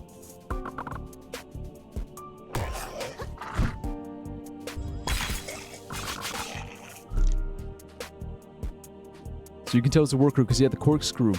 Pretty cool move. Legal brick? They couldn't call it the Lego brick, so it's the legal brick. Nah, I'm sticking with my can. I like the can.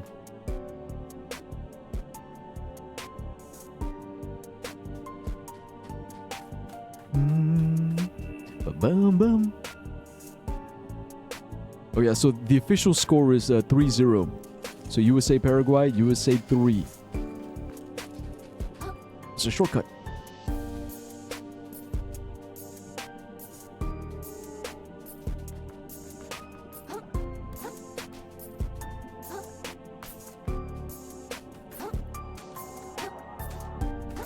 But anyways, back to our talk. So the thing is, I do pity them, but it's not pity in a condescending kind of way, yeah? I hope it doesn't come off as like condescending, like, oh, I pity you because I'm so much better than you. No. It's,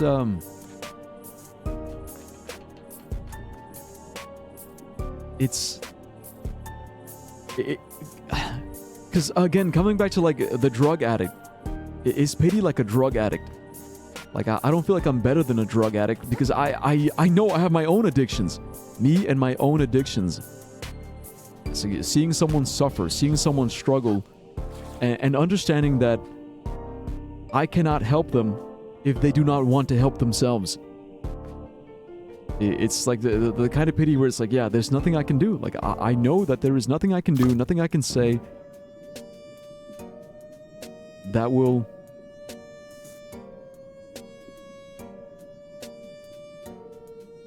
Or...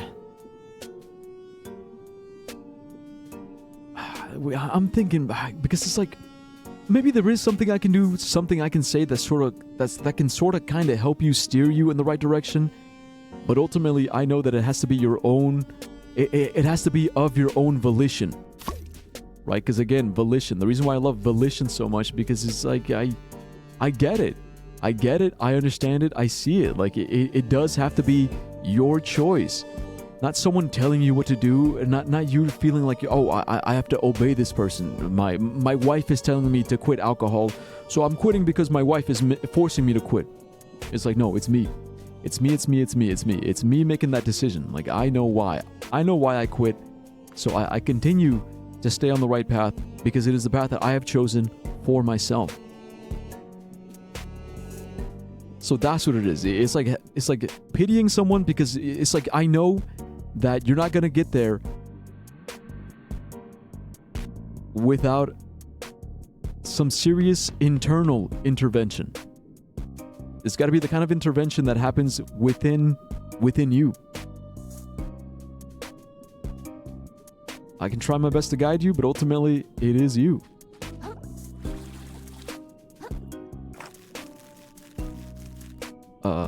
And that's the kind of thinking. Wait, is that a boxing glove? Sick! Squash. Despite its softness, this material can take quite a punch without yielding. Squash. Leap into the air, dealing heavy damage to any enemy beneath you as you slam back down. Sick.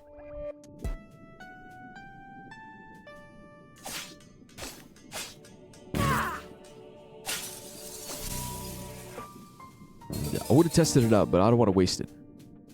You gotta Gotta save my power-ups. But what was I saying? But that's the kind of thinking that I took into the classroom whenever I was teaching math, because when you teach math, of course, there's so many students who don't see the value. They don't see the value in math. They don't get why they're being forced to learn math, and they're just like, nah, it's bad. It's bad, it's bad, it's bad, it's garbage, garbage, garbage. I hate it, hate it, hate it. You know, you're forcing me to learn it. Wow, wow, wow, wow, wow. And it was in those scenarios where I would pity my students. I'd be like, man, like, I feel bad, like, that you don't see the same beauty that I see. You know, when I see math, I love it. I love it, I love it, I love it. And the fact that you don't see it makes me feel bad, because it's like, I know that you won't see it until you choose to see it, yeah? It's like beauty is in the eye of the beholder. It's in the eye of the beholder, because it means that you have to choose to see the beauty in order to see the beauty. You have to be open and willing to, like, let the beauty, you know, let the beauty in. Because if all you see is hate and anger and resentment, well, then that's all you're gonna see, because that's all you're choosing to see. You gotta look past that bullshit to see the good shit. It's like, yeah, math is hard. It is hard. It is hard. It is difficult. But that's part of the beauty of it. It's hard, it's difficult, it's problematic. But if you stick with it, fuck! Poison.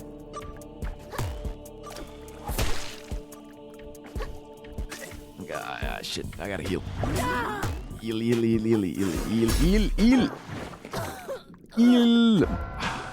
Man, whatever. You know what? I needed a pee break anyway. I'll be back.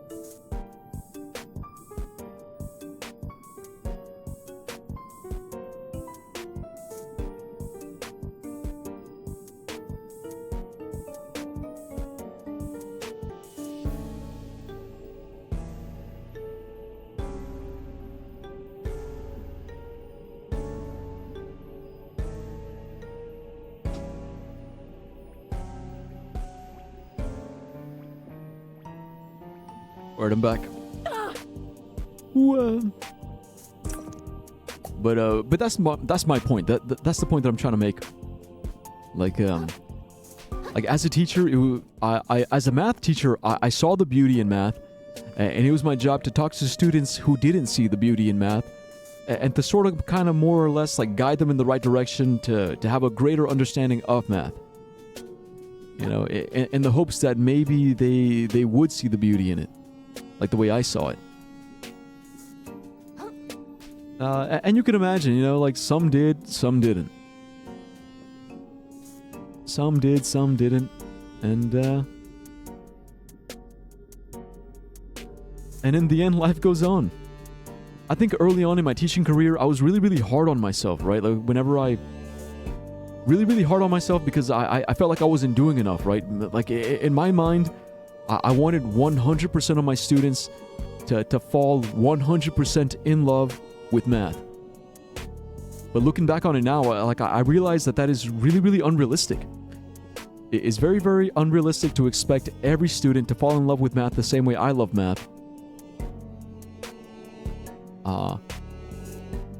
And it was also naive of me to see it as like some kind of like personal failing. Like I somehow failed as a human being, or I failed as a math teacher because I couldn't get all of my students to love math the same way I love math. It's like, nah, dude, I think a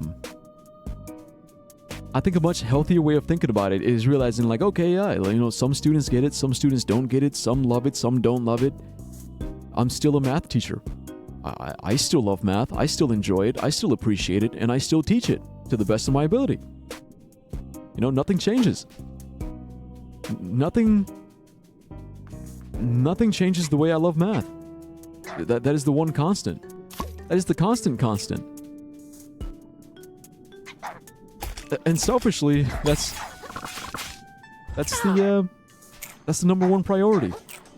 The number one priority is like similar to how I was a couple of weeks back. I said I want to protect my love of streaming. Similarly, like I wanted to protect, I should have done a better job of protecting my love of teaching math. I think I let too many things get in the way. I let too many like personal feelings and like bureaucratic bullshit really ruin my love of teaching math. I think if I had done a better job of like understanding why I love math, why I love teaching math, like stick to those things, I think I would have been better at enduring all the bullshit that it came with.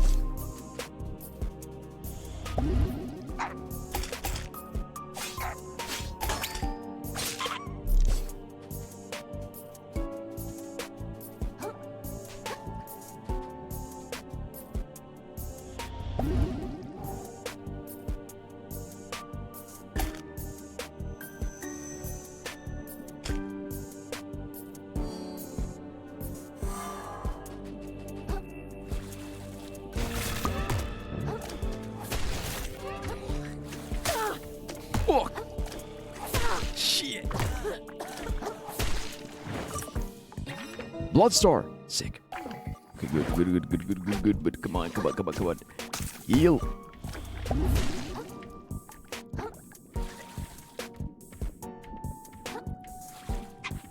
We made it. Fuck, bitch. Can't get a fucking break. Okay, luckily they weren't that strong. Whew. What the fuck? Ah, hell. Oh, they followed me. They followed me. Yo. Bro, I'm trapped. Can't even see. No fucking way. Nah.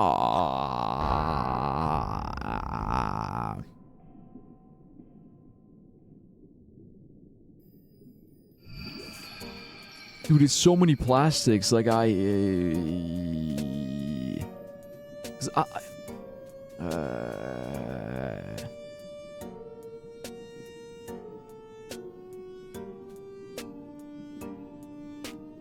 didn't even get to unlock the shortcut.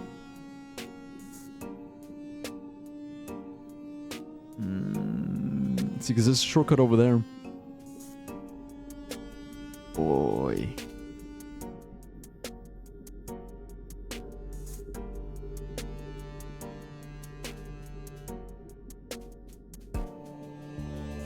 Alright, we got this. It's alright, Luke. Just another day. Another day on the job, you know? It is what it is.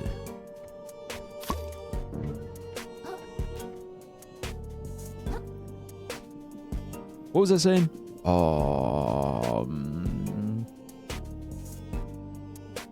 I think just, yeah, because the thing is, protecting... If I had done a better job of protecting my love of being a teacher, I think not only would I have been better at dealing with that bullshit, but I think I also...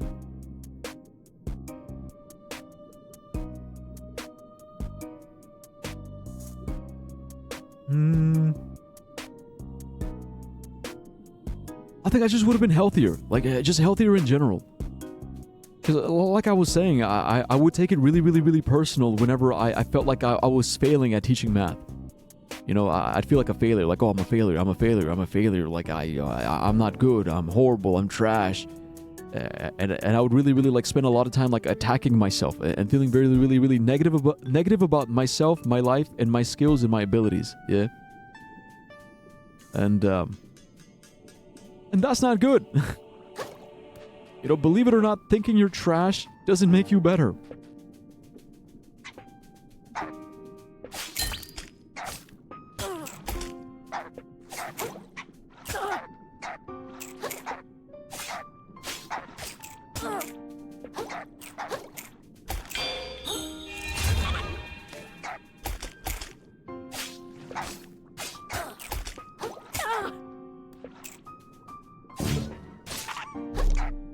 I just realized they don't do that much damage.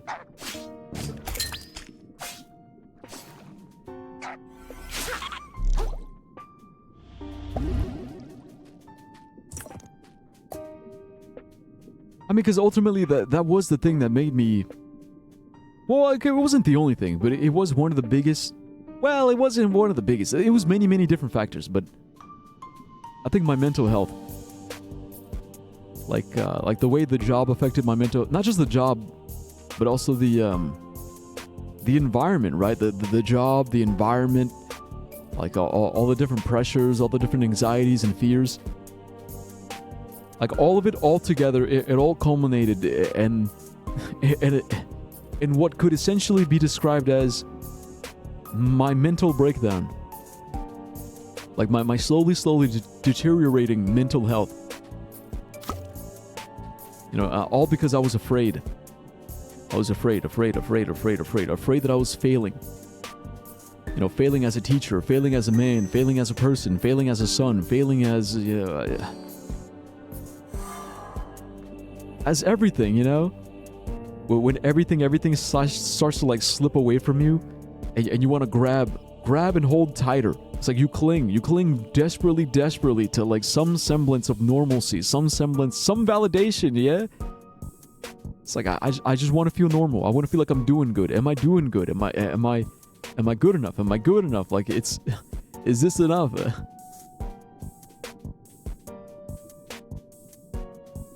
You know, I would have died. I would have fucking died just to hear someone say, you are worthy. You are valid. You are doing good. You know, I see you. I respect you. I admire you. And I love you. You know, like, you know how amazing it would have been to hear that?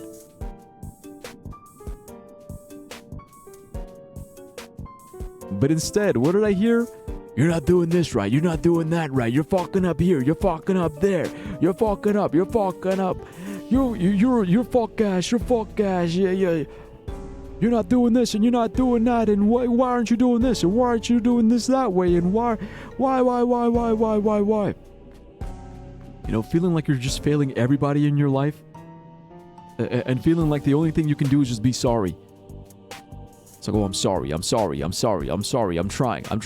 I'm sorry, and I'm trying. And then what's the response? Try harder. You're trying? Try harder, because you're still not good enough. It fucks with you, man. It fucks with you heavy.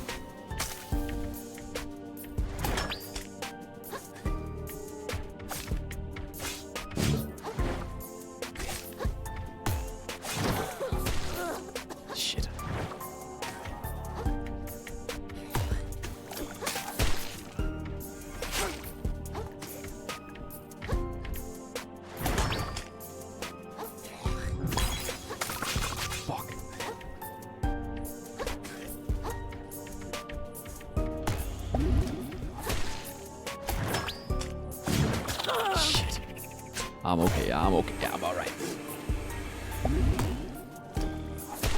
Yeah, this one's really low.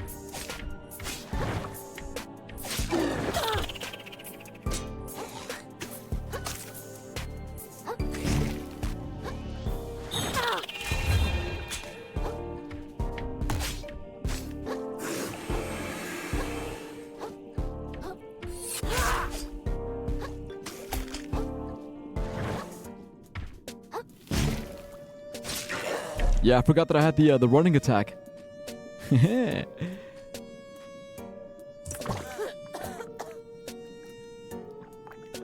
thought they scored, but now they saved. Oh shit.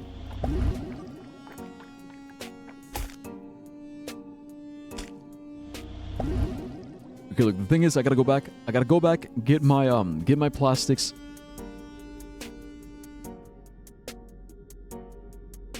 Unlock the shortcut. Yeah, that way I don't have to worry about these guys. And I gotta do it without losing any health because I'm out of heals. But that's all it was, man. That's all it was. I think my confidence, my self-esteem, my belief in myself was at an all-time low. And like but I was trying, dude. I was trying my best to like stay optimistic. Fuck.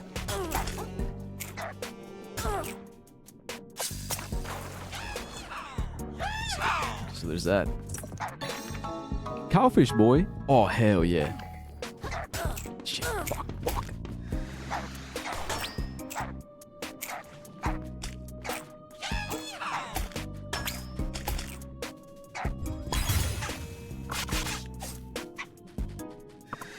Can't be bothered. Just want to get my plastics. Just gotta get my plastics.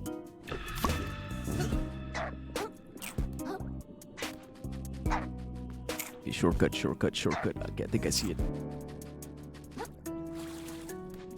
Yeah, what's up?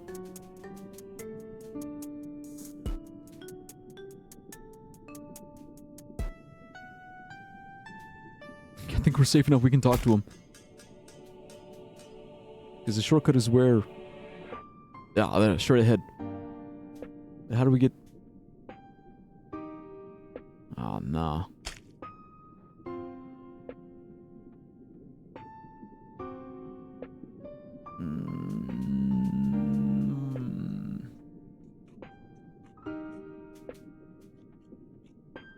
I don't see a shell up ahead. See, because I'm at 6,000.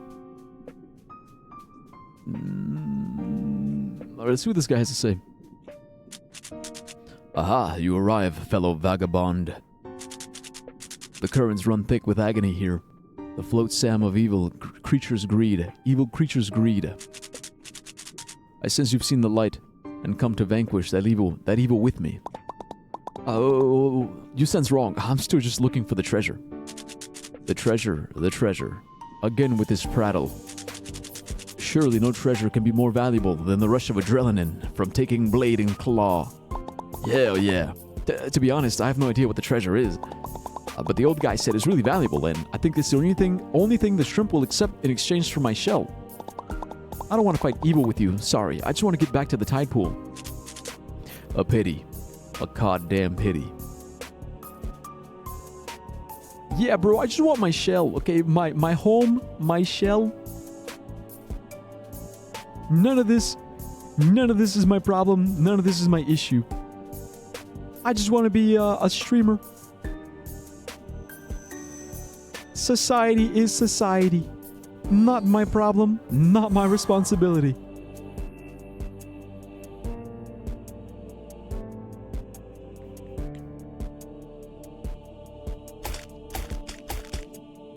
I'm gonna risk it. Fuck it. Actually...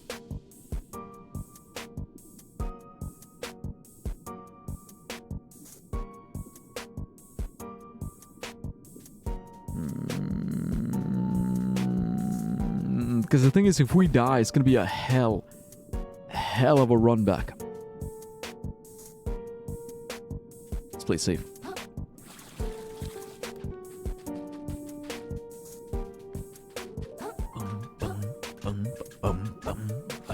Bum bum.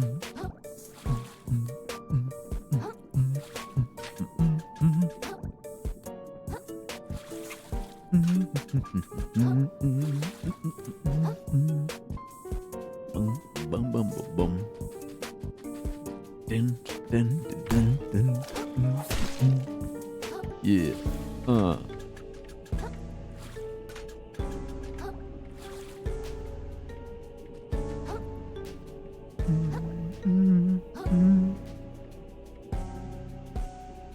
Float Sam. Yeah. Shout out to Float Sam Vale. They said go to hell. I said, yeah, I was born there. What the fuck you gonna do with my hair? My fist in your face, little sucker. Suck my dick, ball fucker. Okay, I lost it. I lost the flow. Sort of kind of flow in there, but then it fell apart. Okay, so we got the MSG.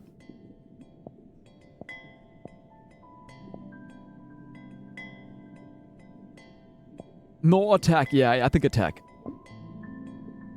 Because I can take hits, but I feel like my hits aren't landing, yeah?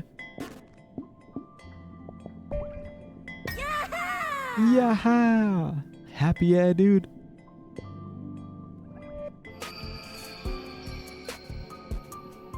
We in Float Sam Vale, my personal hell. I'm losing my mind, losing my hell. Hell, hell. Hail some more. Hail.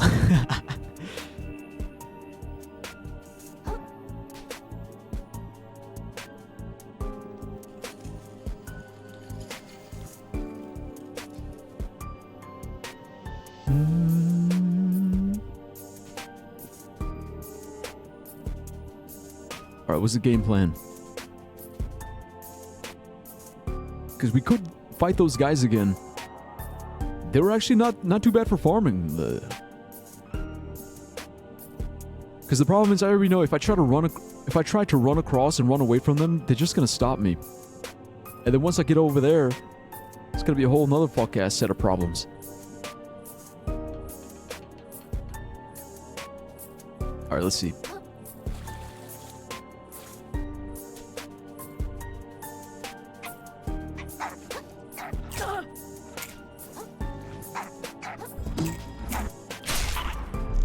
Him.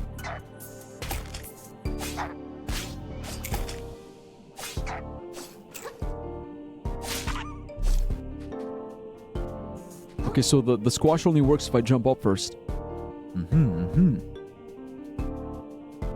Right.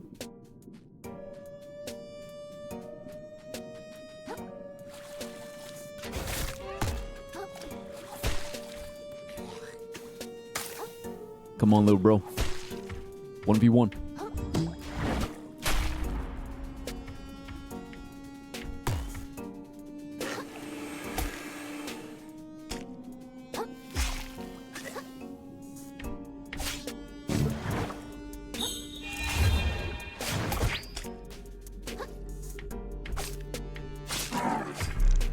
Still got it.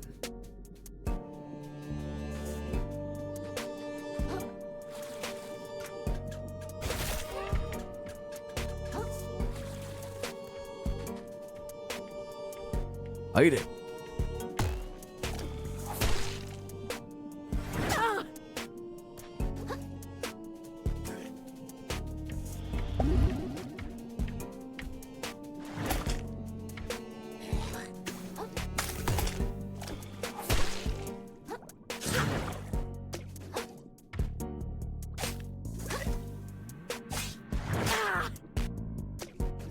I just realized that, yeah, the glove is heavy. So I can't roll.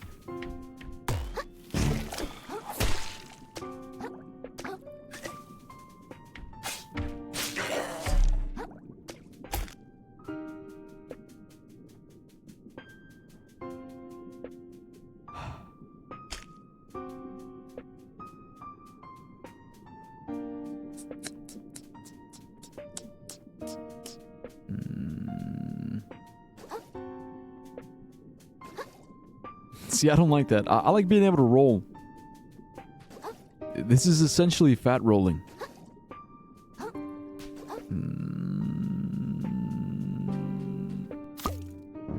Yeah, I'm switching. It's less defense, but yeah, I'm switching. We gotta be fast here.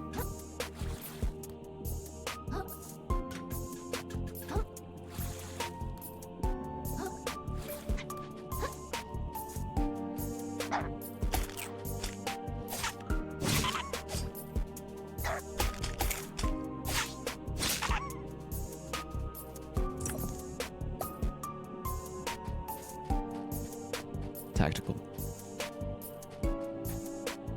See, I learned how to sneak from the best. The boss. I got his ass. Tactical. Target neutralized. Next.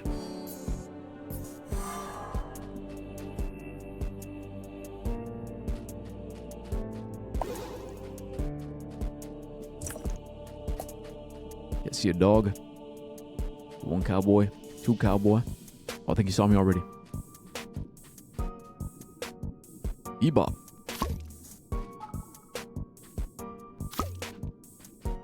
Because if we go here, yeah, he hits. Oh, well. Impressive. You know what, let's go ahead and heal.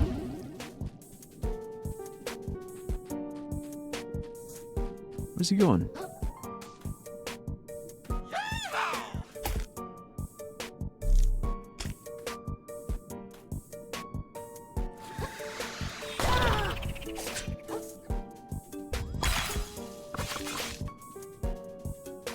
Yeah, I don't know what I was trying to do there exactly. Dude, he's not even moving. Okay, you know what? We got bigger fish to fry.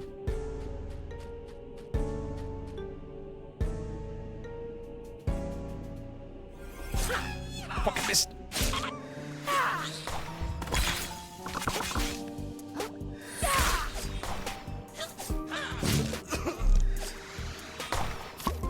No.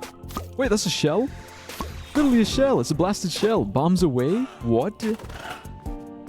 Hold on, hold on. This tube emits an alien smell. Perhaps it held spiritual significance. Yeah, gunpowder. Bombs away eject upwards from your shell and detonate it, dealing massive damage to enemies in the blast radius.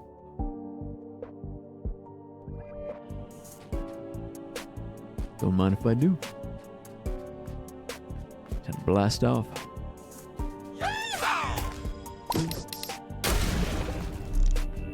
Oh, but then it blows up the shell. Makes sense, but R.I.P. Yeehaw. Yeehaw, brother. That's how we do it.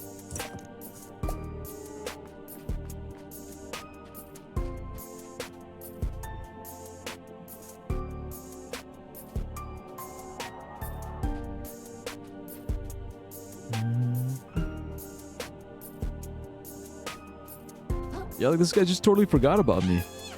Okay, there you go. Come on. Oh, what's he? Oi.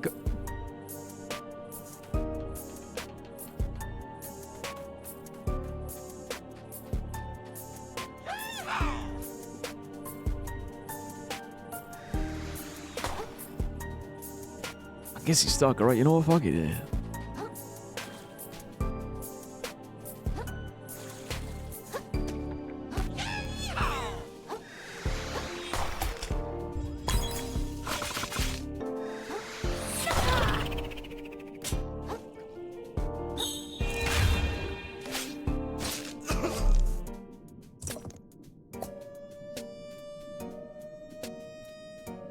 So the banana we already know, it gives us, yeah, the munch.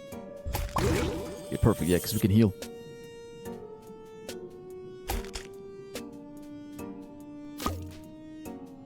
Dude, no way. So we eat it, it destroys, and then it remakes itself. So it's essentially double heals. Pretty cool.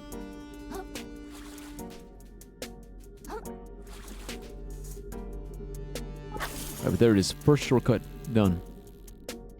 I know there's another one over there. Not sure where it leads though. Just keep going. Onward. Onward.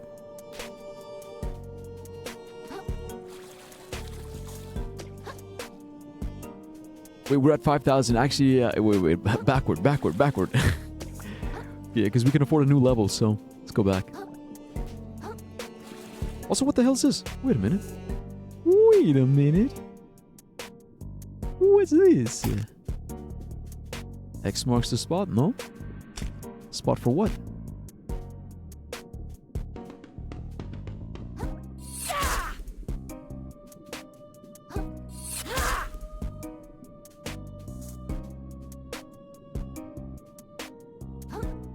I'm sure we'll find out later. Ask for later.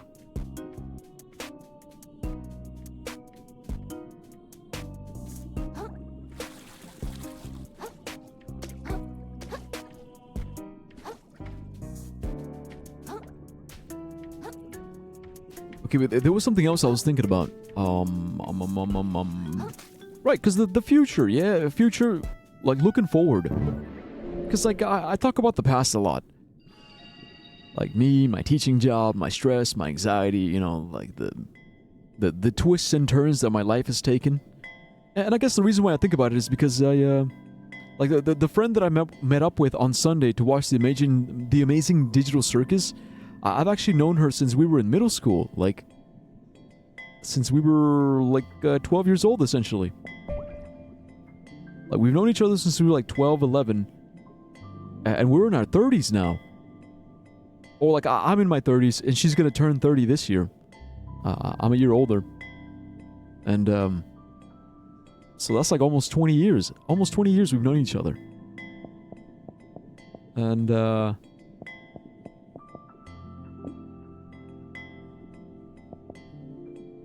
yeah, let's go attack.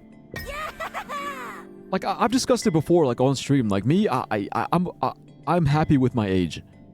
You know, I don't feel any shame or any regret being my age. I'm proud to be 30.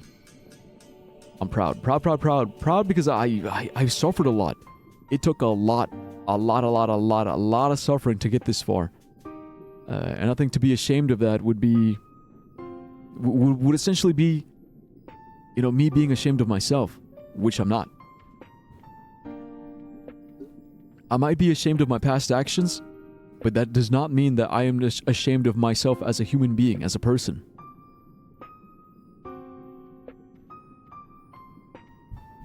Oh, Paraguay scored. Nice. So now it's 3-1.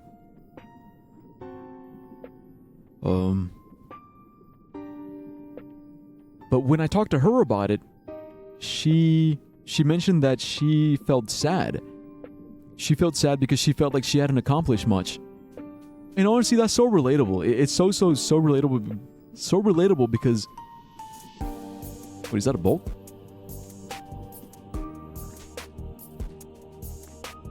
Oh, it's just... yeah. It's so relatable because sometimes I feel like that too. You know, I feel like shit, like I haven't accomplished much either.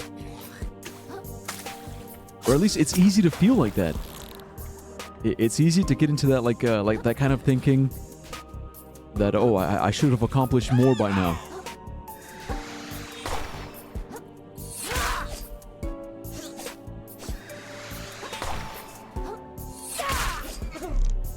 Right? And isn't that kind of fascinating? Like, because everyone's journey is different. Everyone is on a different journey. Everyone's on a different path. So some feel ahead, some feel behind. It's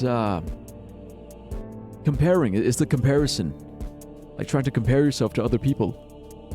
You know, there's people who got married in their early 20s that are divorced now. There's people who haven't gotten married at all. There's people with girlfriends. People that don't have girlfriends. There's people that transition early. There's people that transition later in life. There's people who went to college, people who didn't go to college, people who are like really, really popular online and they make use of that clout, people who aren't as popular online so they can't make use of that clout. There's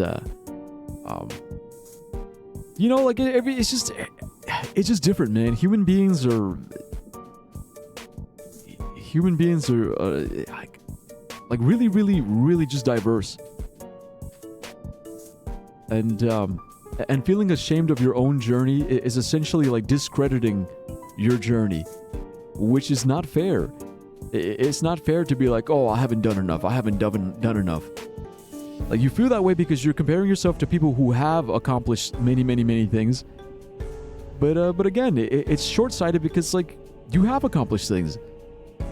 You're not giving yourself enough credit. You really do got to give yourself more credit.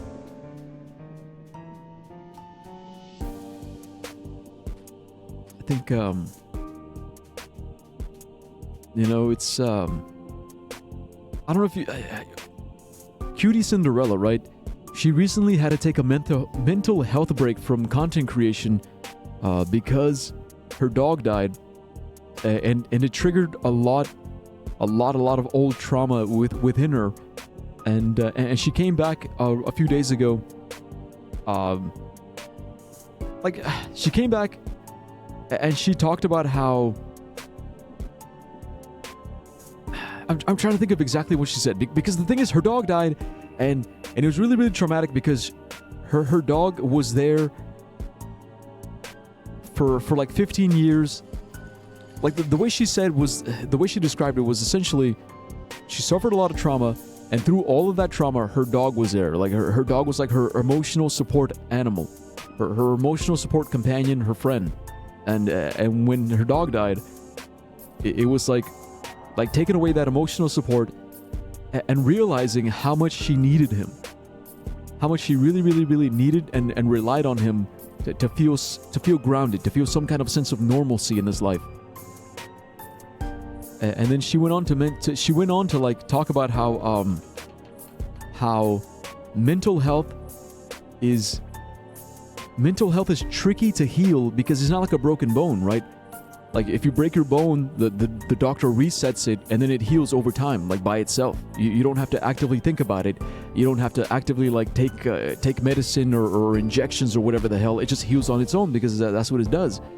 But mental health, on the otherwise, you have to make the active intentional like work. You have to do the work to heal it. Otherwise, it won't heal on its own. But what makes it tricky is that it's hard to track the progress because it is such a conceptual mental thing. It's like sometimes the progress doesn't feel like progress. You don't feel like you're progressing. It's like you can have like a good day, or you can have like a good week, and then one bad day, and then that bad day feels like it offsets like that 1 week of growth. Yeah, like that's what makes it so tricky.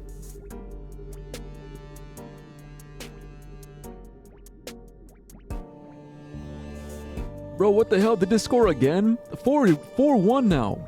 Well, shit. But it's, and in overtime too, bro. Like, the game is already over. Shit. But anyways. My kelp. But like, that's the concept, that's the idea. Like, so it's the same thing in life. In life, we make progress in little meaningful ways, day by day, day by day, day by day. We are making progress, but it doesn't feel like progress. But I guarantee you, man, like, look back. Look back a year ago, 2 years ago, 3 years ago. Think about how all those little changes accumulate over time to make big, meaningful changes. I mean, like 2021 was only 5 years ago. And 5 years can seem, you know, because it's a matter of perspective. You know, depending on where you're looking, 5 years can either seem like a long time, or it can seem like a short time. 5 years. I mean, think about it, dude. I spent 4 years in high school. It felt like a long time when I was waking up every single day, going to school, going back home, going to school, going back home. It felt like forever. But looking back on it now, 4 years went by so fast. From my first day of 9th grade to my last day of 12th grade. I spent 6 years in college. 6 years, 6 years. I always make this joke. It took me 6 years to get a 4-year degree. You know, all the hardcore partying and having to retake classes so I can increase my GPA so I could enroll in the education program. It took me 6 years to get a 4-year degree, and those 6 years felt like a long time. It felt like a long time when I was waking up, going to school, going to work, going back home. Waking up, school, work, home. School, work, home. And of course, right? Like, and then after I graduated, I spent like a year and a half, kind of like just trying to figure myself out.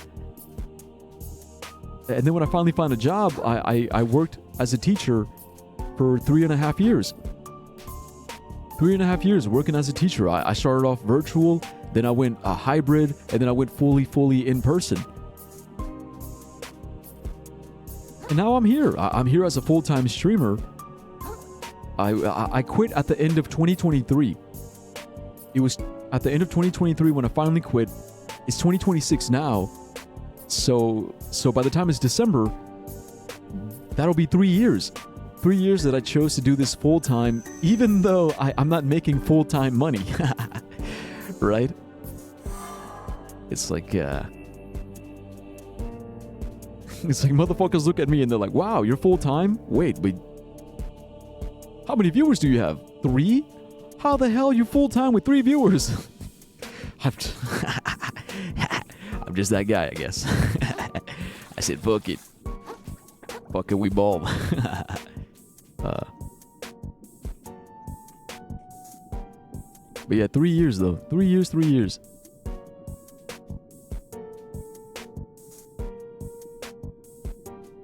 In the moment, it doesn't seem like I'm making progress, but in the long term, all that is progress. All of it is progress. All the lessons I learned in high school, all the lessons I learned in college, all the lessons I learned teaching, and all the lessons I'm learning now. I'm growing, slowly and surely growing and evolving and changing and bettering myself, you know? My mind, my body, my soul, weaving itself back together into the person I want to be, into the person I'm choosing to be. Not the person that I'm being forced, not the person I'm being forced to become, but who I'm choosing to be, you know, of my own will and volition. And that's progress. Like, yeah, sure, I don't have a fuck ton of money, I don't have a fuck ton of viewers, I don't got a fuck ton of cars and clothes, I don't got a fuck ton of bitches sucking my dick. You know what I do got? Heart. Got fucking heart, dude. I got heart, I got wisdom, I got experience, I got, you know, I feel like I got something. I've got something that took me years, my whole life essentially. I got something now that took my whole life to attain, and that's like a confident, healthy form, a confident, healthy sense of self. And that's something that no one can take away from me. No one can take that away. No job, no career, no government, no woman, no man, no society, nothing. Like, that's mine, all mine. That's all me. That's precious to me. That's what I'm protecting. That's what I protect.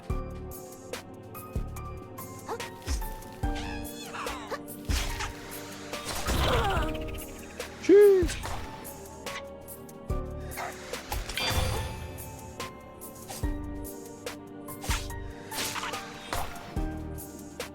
You're pretty bad.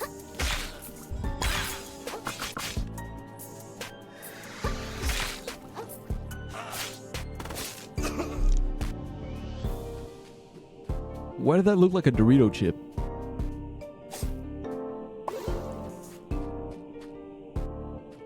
Oh, we're full.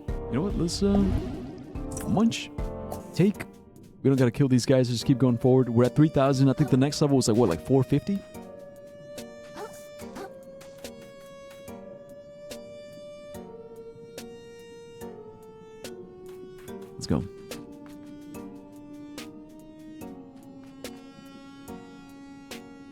You know what? Let me check the map. I haven't checked the map yet. I've just been going off vibes.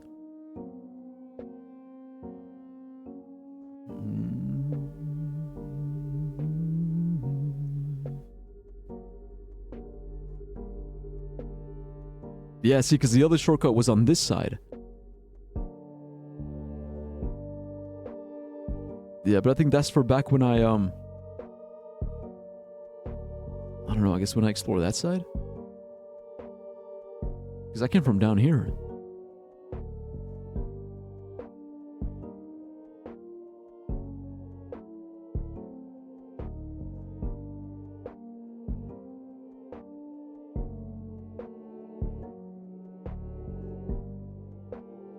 Oh, it's a mailbox.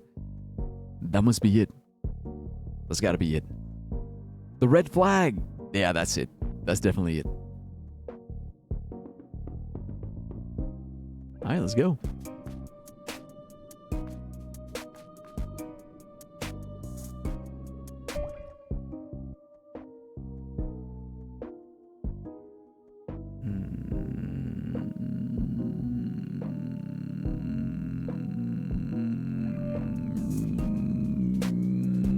We could go this way for the loot. For the loot. Come on, Luke. It's a little exploring. Let's explore a bit, yeah? It's just you and me. It's just us. Us. My old friend. My old friend Loneliness. What up, bro? Long time no see, man. Can you believe we made it this far? Pretty wild. Pretty wild, pretty crazy. It's been a hell of a life, right? You know, if no one else says it, I'm gonna say it, dude. I'm proud of you. I know you're watching this. You in the future. I am proud of us, dude. Shit's crazy. Shit's fucking crazy.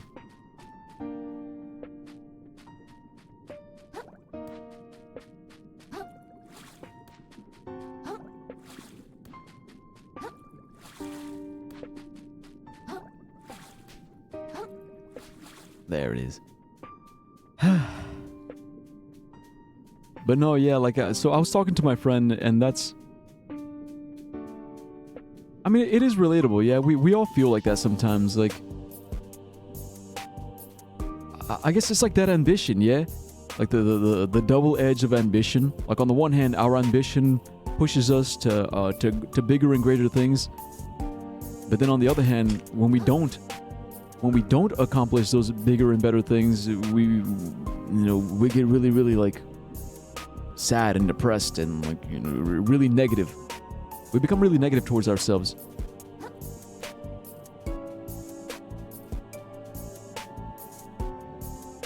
And while there is nothing inherently wrong with that, right, because everything in moderation, yeah? I think there is a healthy level of, like mourning, right? Like mourning and grief and thinking, oh man, like I wish I had done this, I wish I had done that. I think you do have to give yourself like a cutoff point. You gotta be like, all right, that's enough. That's enough self-pity. That's enough like negative self-talk. Cut it. Cut it. Subdue the regret. Dust yourself off. Keep going. Okay, rubber duck. Decoy.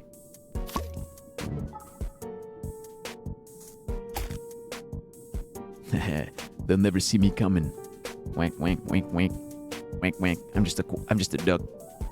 Wank, wank, wank, wank, wank, wank, wank, wank, wank, wank, wank, wank, wank, wank, wank. Wank, wank, wank, wank, wank, wank, wank.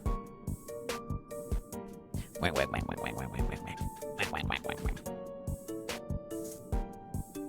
Something tells me it's not this way. It's not. Or maybe it is. Huh? Oh no, it is, yeah, because we gotta go there. On guard, scoundrel.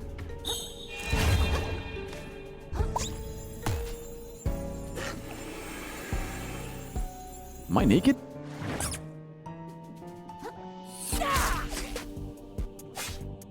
I am.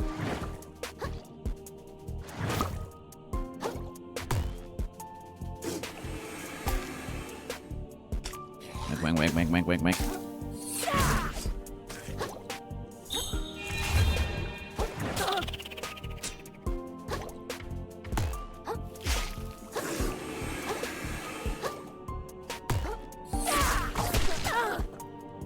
I got it. Look, he's done. Okay, then just heal.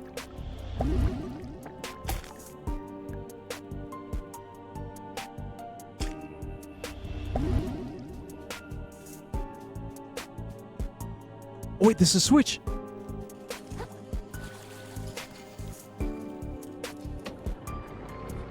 Ah, pretty cool. Also, I love how this arm looks like a mic arm. I'll take it. It's got less damage.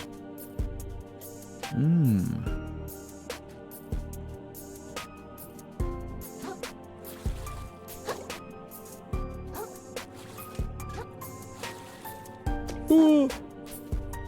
Wait, then how the hell am I supposed to get back up? Wait, that way? You think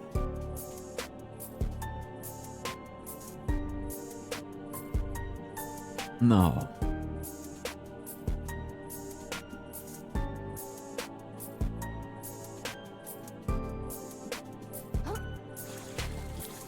Oh, no.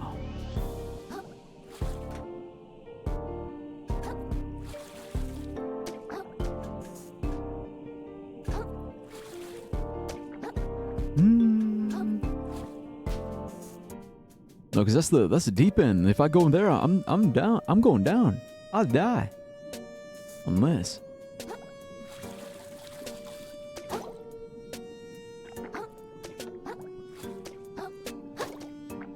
Okay, we made it.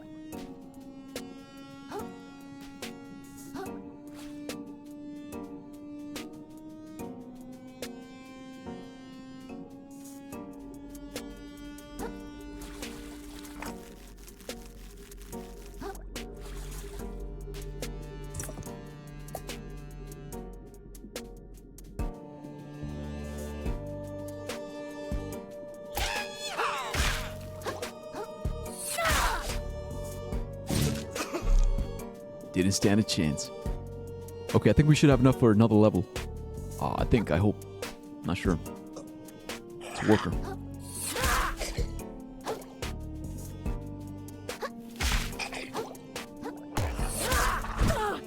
Holy shit.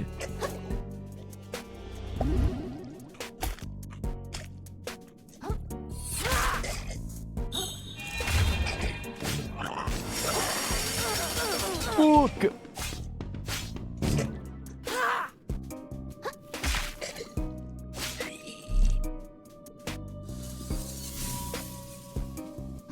Yeah, so I just... Oh, I thought I clipped for a second.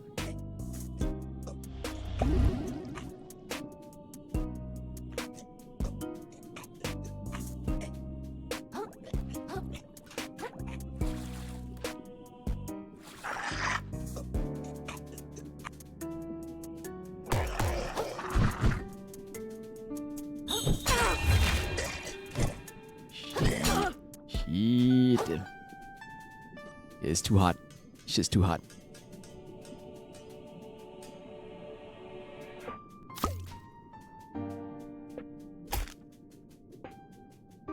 I'm about to blow. I'm gonna blow. I'm about to blow.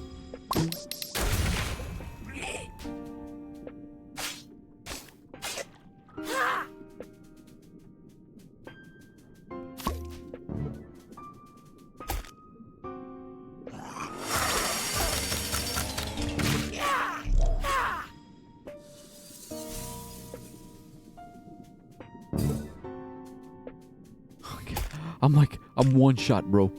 One fucking shot. One shot, one kill.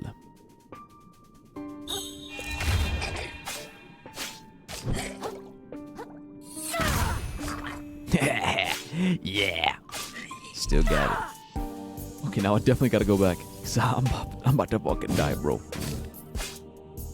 I need some heals. I need some heals stat. That shit was risky. It was a risky ass fucking play. It worked. Thank fuck. Hey, fuck! There is a god. Maybe there is a god. I like how I said there is, and then I followed up with, okay, maybe there is. Whew.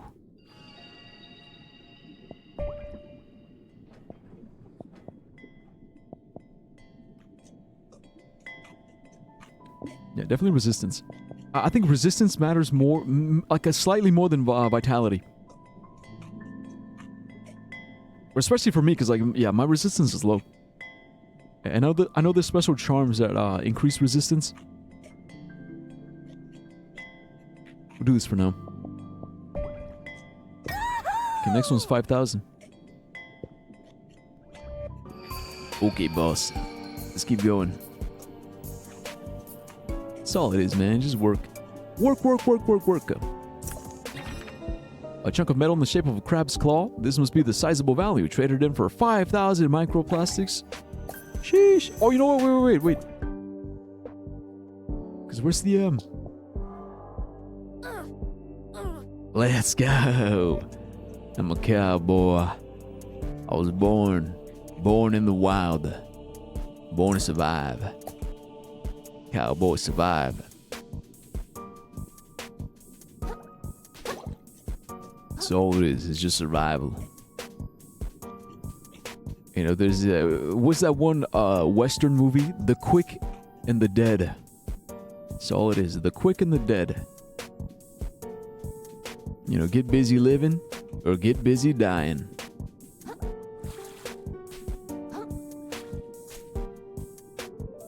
I think yeah, like I just I'm pretty hardcore. I like pushing myself to my limits.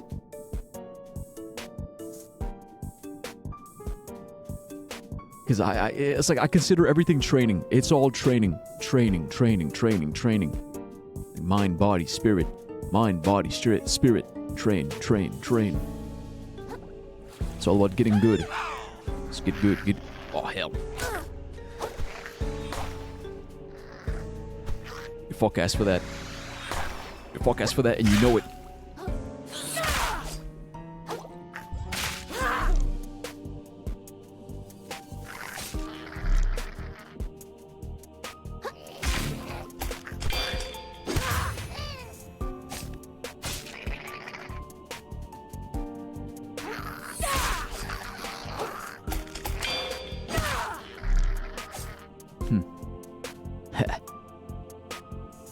You try to ambush me.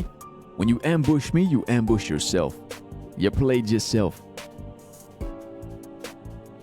So what? You thought you had me surrounded? That's hilarious. Yeah. The only thing I'm surrounded by is a bunch of dead bodies. So we got Old World. A shell from a forgotten time inscribed with knowledge. Umami charges increase. Sick. Wait, it says junk. Why does it say junk?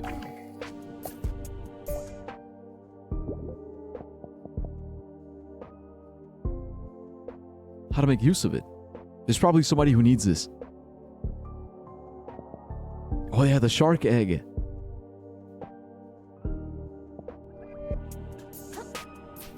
It must be some kind of quest item. Is that a lighter? The big lighter. Oh man, dude, I gotta say, man, like watching that anime where they're smoking, they're literally smoking all the time, dude. It's just like smoke. It's almost like every single scene, smoke. Oh, or it'll be some scenes where they're not smoking, right?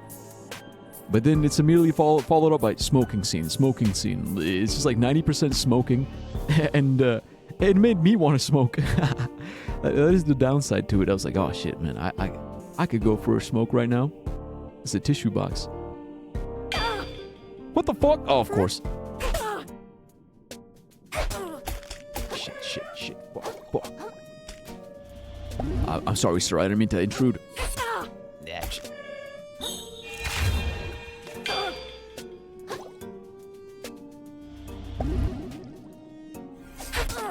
Ouch.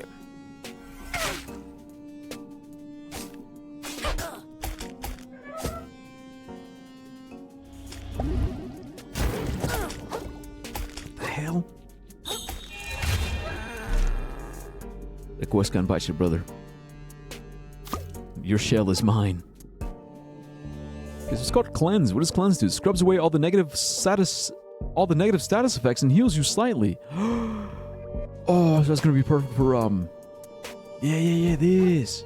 Ah. Also, wait a minute, huh? Because I thought we had to go this way.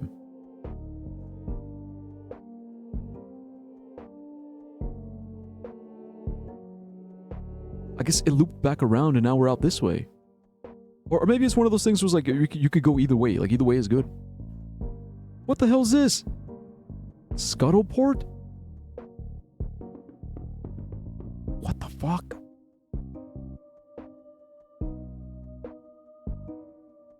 Because those are the car batteries, but like, what are they standing on?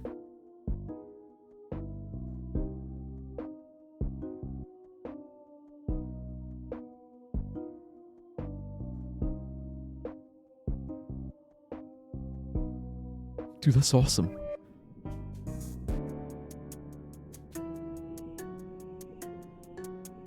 Like, they're not dumpsters. They're too tall to be dumpsters.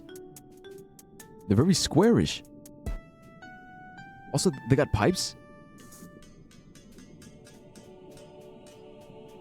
Yeah, in any case.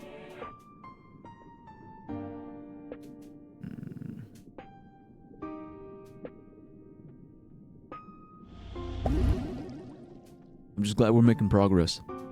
Progress. Slowly. Surely. One piece at a time. One piece.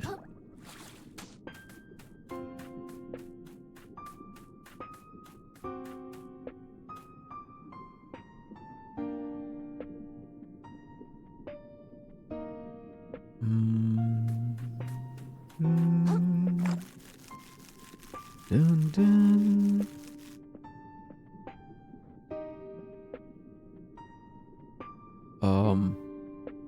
There was something else I wanted to talk about.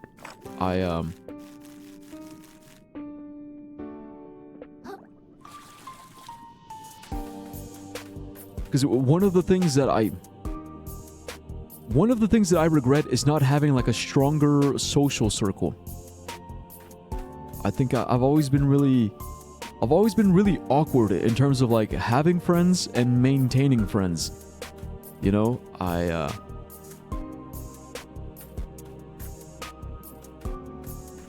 like a lonely vagabond, you know, just kind of like going from group to group to group, circle to circle to circle, never fully feeling like I belong anywhere. I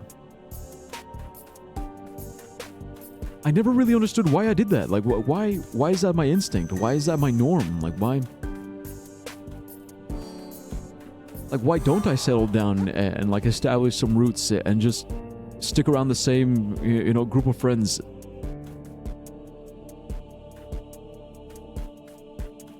I think a really easy excuse is saying something like, "Oh, well, you know, people change, you know, interest and hobbies, and that's why we're not friends anymore." Right? Like, that's like a really easy like explanation. But I think if I dig deeper, I think it's more than that. Holy shit. Is that a bike lock? What the fuck? Sir?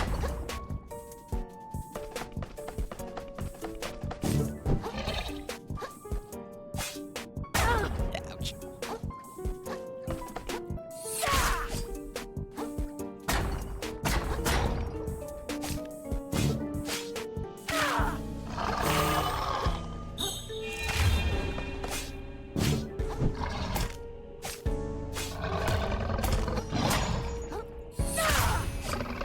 Nah. Face down, ass up, bitch. Missed.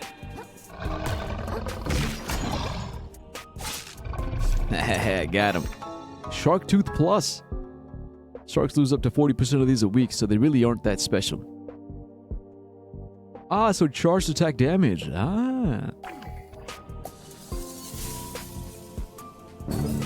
Yeah, he ain't so tough. Scary looking, not that tough. Me, not scary looking, very tough. Yeah, look at me, I'm just a cute little small guy. But I'm also the toughest motherfucker you've ever seen. Tough. You know, I'm one of those guys that just won't die. Oh, right, but like I was saying,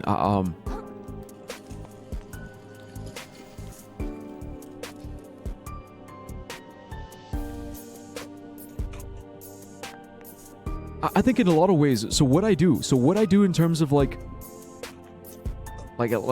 being like a vagabond stray, going from place to place to place to place. I think it's like, in a way, it's kind of like avoiding social responsibility. Yeah, it's similar to hookup culture. Like instead of having one long-term boyfriend, you're just having like or girlfriend. It's like having a series. It's like a series of like one-night stands and hookups. Because it's easier. It's simply easier to like to meet somebody new, to flirt with them, to fuck them, maybe fuck them again, maybe go on 1 date, 2 dates, and then after that, like it just fizzles out, right? It just naturally fizzles, and then you just start all over again. It's like, all right, meet someone new, flirt, fuck, date, and then that's it. And then fizzle, new, flirt, fuck, date, fizzle, new. You know, it's like that, what do they call it? Like the appeal, right? It's like the appeal of something new. The ingenuity. No, it's not the ingenuity. What is it? The word escapes me, but you get what I'm saying, yeah? It's like, wow, new toy, let me play with it. Okay, I don't want to play with you anymore. Oh, wow, new toy, let me play with it. Okay, I don't want to play with you anymore. New toy, wow, let me play with it. Okay, now I don't want to play with you anymore. Like, in many, many ways, that's easier than actually like, oh, here's a person. You know, let me get to know them, let me understand them, let me like actually let me actually put in the effort to be a long-term friend, a long-term partner, a long-term companion. And I think for me, I was... It's not that I was avoiding... It's not that I was afraid of intimacy and avoiding it because of that. I think for me, I was just kind of lazy. I was like really, really lazy with it. I wanted like low-effort friendships. Or low-effort acquaintances where it's like I just show up. I behave as myself, and everybody loves me. Everyone loves me, everyone invites me to their birthday parties, everyone shows up to my birthday party, everyone gives me gifts and compliments, and everybody loves me just because I'm me, right? It's like I give the bare minimum and I receive the maximum. I think on some level that's the way I thought about it.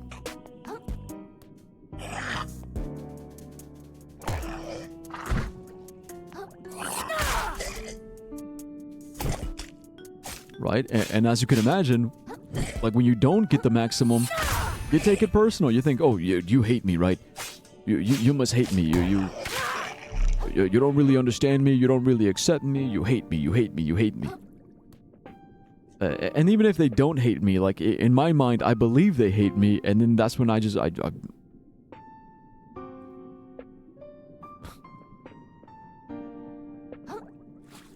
leave.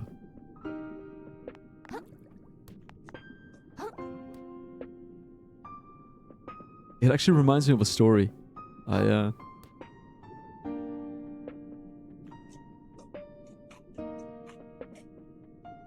story of a girl I knew once.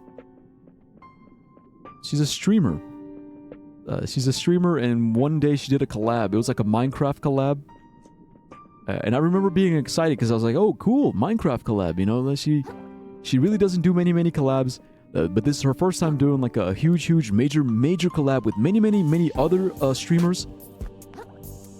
So I was proud of her for that. And then when I was watching the collab, she was so awkward. She was so awkward. It was actually endearing. It was very, very endearing. But I was watching her and she was just kind of like... And the thing is, this collab was like a Survivor. It was like Minecraft Survivor. So it was like it was like the kind of game where you get voted off. It's like, okay, you know, these were all the challenges, these were the things, and the blah blah blah. Someone has to get voted off because there can only be one winner.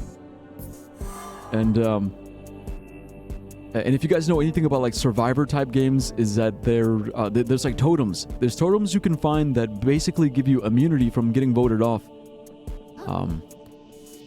So like right before they were gonna announce who, or right before they were gonna vote to see who gets voted off and who gets to say, like the people in charge. I forgot who it was. It was a long time ago, but they were basically like, all right, you know, we're about to start voting soon. So if you guys want to go out and find the totem, you know, now's your chance to sort of go out and try to find it. And the streamer that I was watching, she went out and she was like, okay, you know, gotta find it, you know. Like there was something. I remember thinking that there was something really desperate in her sense of urgency, right? Like she was trying to find it urgently. That it seemed kind of desperate. And in that moment, I realized, wait a minute, like is she afraid? Like is she actually genuinely afraid of getting voted off? And then it dawned on me that I think she is. Like she's been kind of awkward this whole collab. I think she's kind of afraid that she's gonna get voted off, and that's why she's trying desperately to find this totem. And she didn't find it. She comes back to the main hub. They cast their votes, and she gets voted off. And it's just a game, right? It's just a dumb, stupid Minecraft collab game. But I felt bad for her, like, because I could feel the disappointment. I could feel the sadness, and I could commiserate with it. Like I knew what that felt like to feel like a social outcast. Because it was the first round. That's the thing. Like it was meant to. It was a collab. I guess like she was planning for like a longer stream, but she got voted off in the first round, and that was it. It was just done. It was one, done, over. And I don't know. I guess it's just stuff like that. Like, what is it about socializing, right? Something about socializing, like, the more you do it, the better you get at it, but also, the less you do it, the worse you are at it. And the worse you are at socializing, the less you get invited to socialize, right? It really is one of those things where it's like, it's really easy to get stuck in that negative loop where it's like, oh, I'm bad at socializing, and because I'm bad at socializing, I don't socialize, and because I don't socialize, I get worse at socializing, and because I'm worse at socializing, I don't socialize. And in addition to that, you're also negative self-thinking. I'm bad at socializing, I'm bad at making friends because I am a bad friend, I am a bad person, like I'm not gonna socialize because I'm bad at socializing, and because I'm a bad person, I'm a bad friend. I think that's something that I'm also very, I'm guilty of doing that as well. So I think that's why I resisted trying to put myself out there. I resisted trying to like make friends and establish connections because I feel like I'm just going to be bad at it.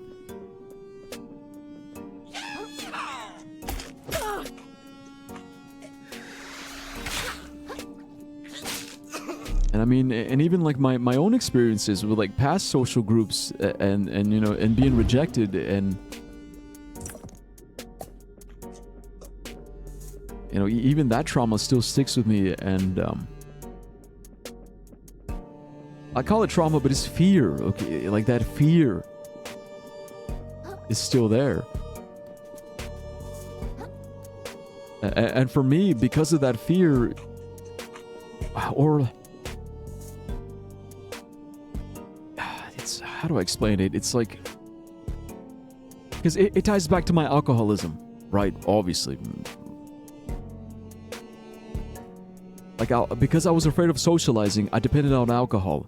But because I depended on alcohol, it kind of killed my socializing. Or it in my mind, I was thinking, oh, it's helping me socialize. But in a much deeper sense, it was actually crippling my ability to socialize in a meaningful capacity. I mean. So it's like that negative loop. I'm bad at socializing, I need to drink. But because I'm drinking, I become bad at socializing. So it's so just like, yeah, that was another one of those things that further like established my alcoholism. Like my dependency to socialize.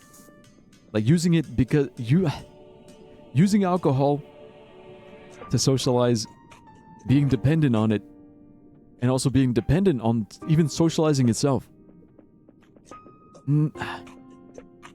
Or like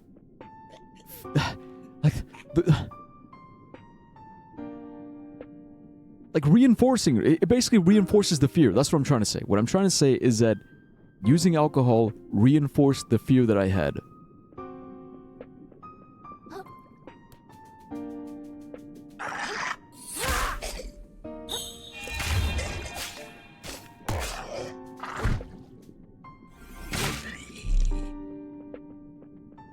It reinforced the fear, and it reminded me of my trauma. Because the thing is, I have been rejected in social circles, partly because of my alcoholism. Because of my drug addiction, because of my alcohol. Like it brought out the worst in me. And people saw that side of me. And it made me afraid that more people would see that side of me. And the reason why I was afraid of people seeing that side of me is because deep down I knew that side of me was not all of me, you know? Like me at my worst is me at my worst. It's not me at my best. It doesn't define me as a whole.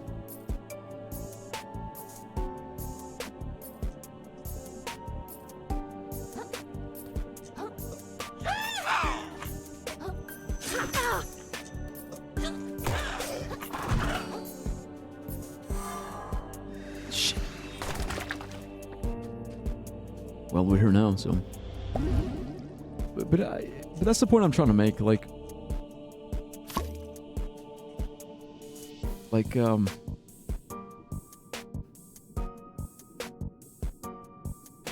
I was afraid that people wouldn't give me a chance. That they would just see me for. That they would see me and assume that like, oh, that's all I am, just an alcoholic. Just a creepy alcoholic. Creepy, problematic alcoholic, and that's it, and nothing else. When I knew in my heart that I was capable of being more, I was capable of doing more, I was capable of changing and growing and bettering myself. And again, that fear. Alright, brubs, what the hell's going on here? Right.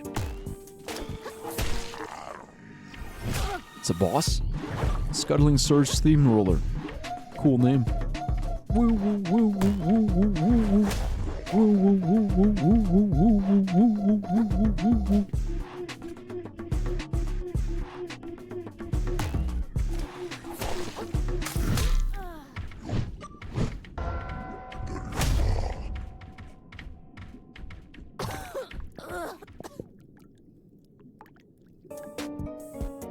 Alright, here's the problem.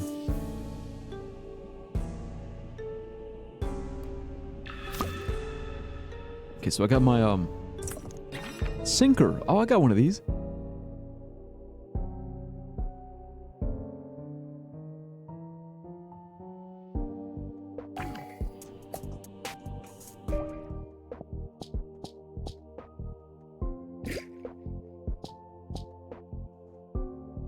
Yeah, I got the Sinker Plus, actually.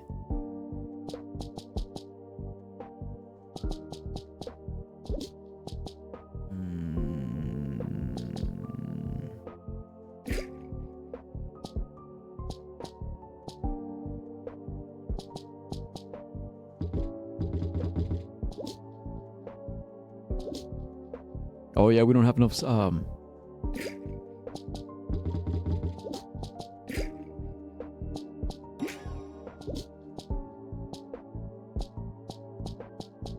gonna be a beast. Motherfucking beast. Bit of a glass cannon, but a beast nonetheless. Okay, but I was saying maybe I should level up first. Because I am at 5,000.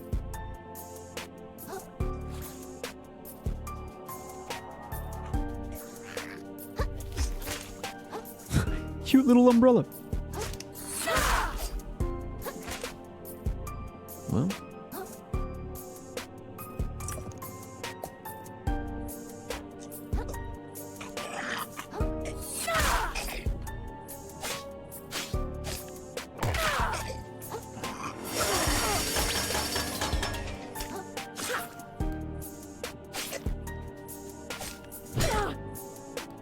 Fuck!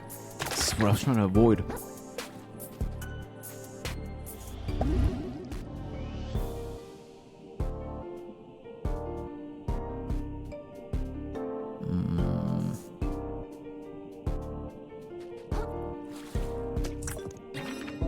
Okay, rusty nail. Cool. Oh, right. But anyways, look, don't let me get too distracted. The reason why I brought up like the whole like socializing and like making friends is because I don't want to do that anymore, right? I've been doing that my whole life. My whole life I've been the stray, the vagabond and the stray, you know, just like socially homeless person. Because I was hanging out with my friend this past weekend, and I even told her, I was like, yeah, like my social circle is like really small. And she looked at me like, how small?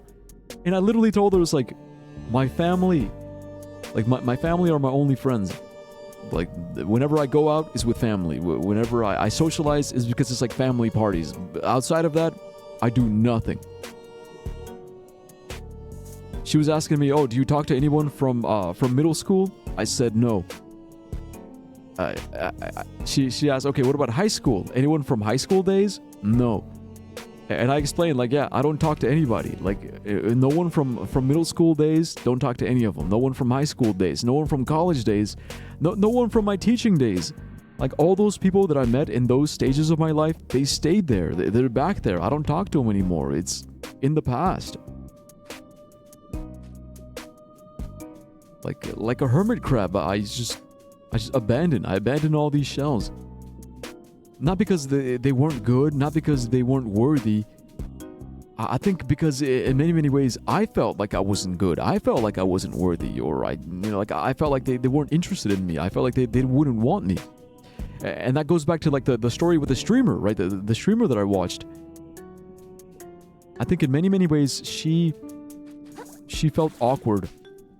Because she also had that same fear, that same worry that she wouldn't be accepted, that she wouldn't be wanted. Like that fear that she would be voted off the island.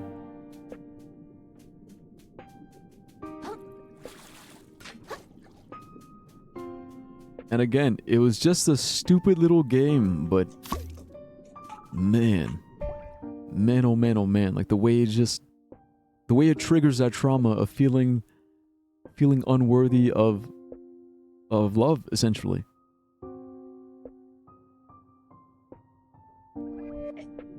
Like, that was relatable. That was really relatable.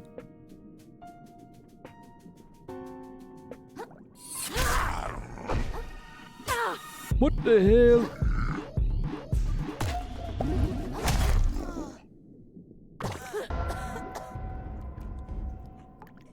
No, yeah, that checks out. Yeah, I gotta get my, Okay,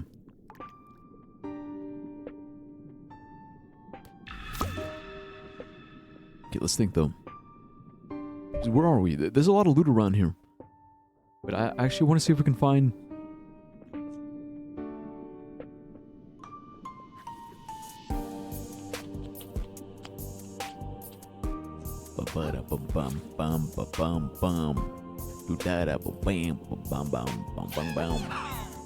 Yeah, I'm just a crab. I'm a little crab in the crab world. Going round, going hurl. This man with his fucking claw. I'm gonna fuck him in the ass all. Yo. Ain't nobody me like me. Ain't nobody me like me. I'm the meest me to ever me the me. Yo shit ass. My shit dicks. You owe me 6.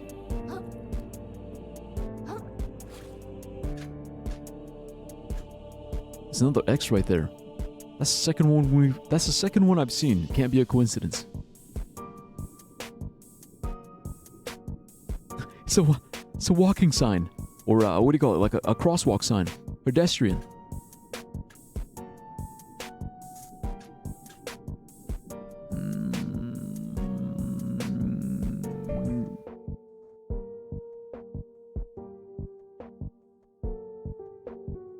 That one might be the closest one.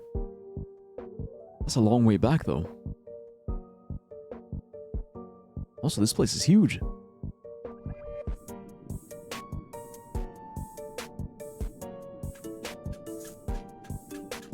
Also, there's a crane. I'm assuming that's something we can pull out.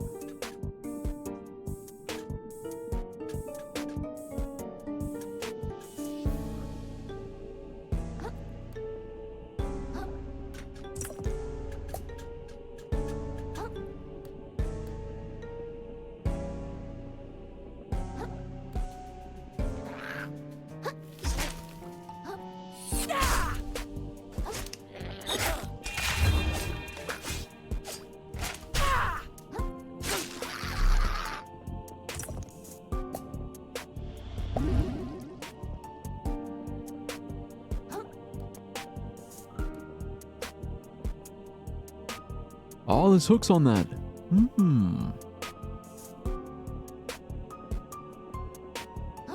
Yum. Yeehaw. See, I hate when the game does that. It's like, oh, we're just gonna casually shoot through the wall. That's not right, bro. It's not right.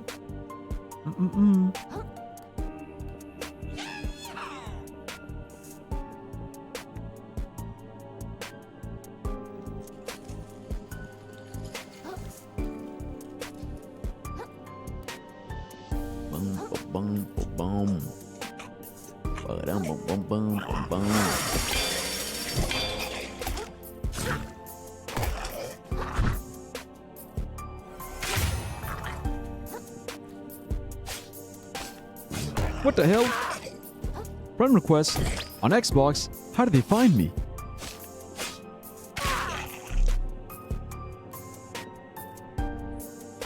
I don't like that. I don't like that at all.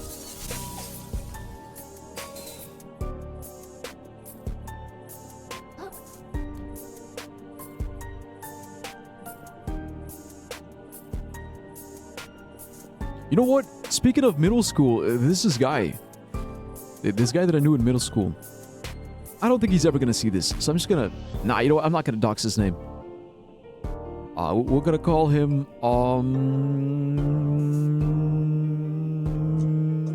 Coyote. Yeah, I like animal names. So, Coyote. My good old friend from middle school, Coyote, yeah? Like, I'll never forget the first... Fuck! See, I hate falling because I think it locks us into the boss battle. Maybe not. Maybe we can get back up. But look, man, the first day I met Coyote, like, it was the first day of middle school. My first day in a brand new school. As soon as I walk in, this motherfucker's sitting in the back of the room, right? As soon as I walk in, he spots me and he says, "Oh, here, sit over here, sit with me," because there was like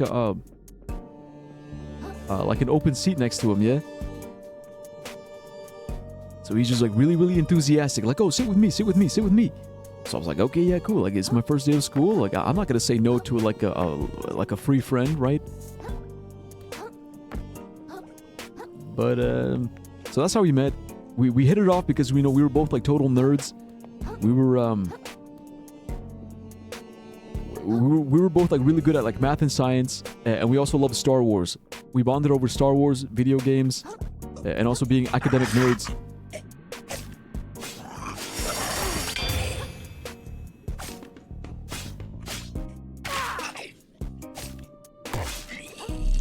I mean, also it was middle school, so we were like major gooners. We were like, bro, women, right?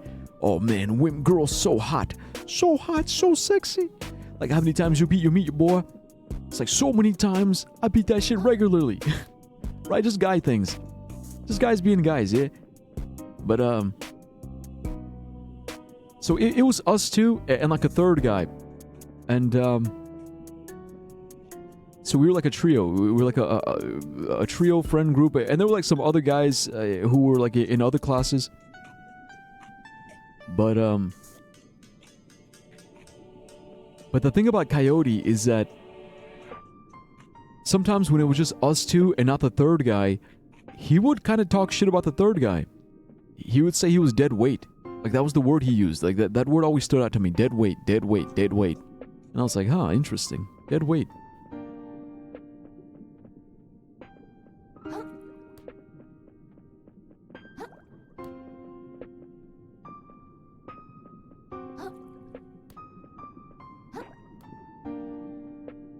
And,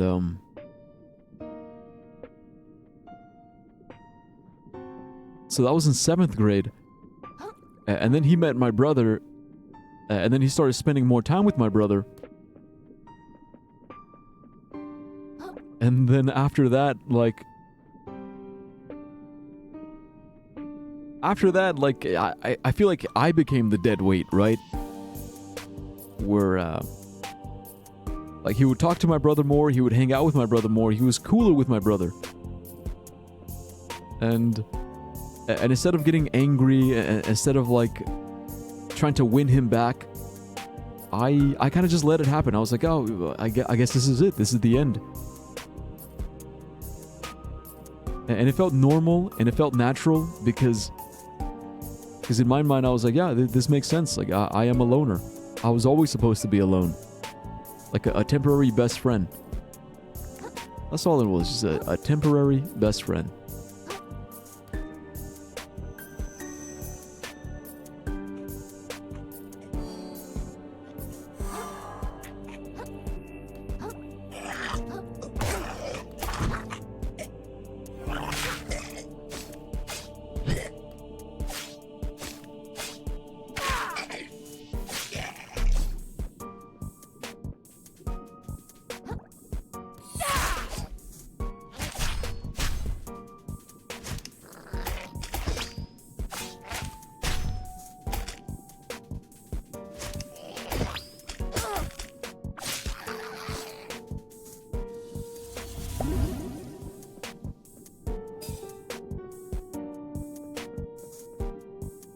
So this is the mailbox.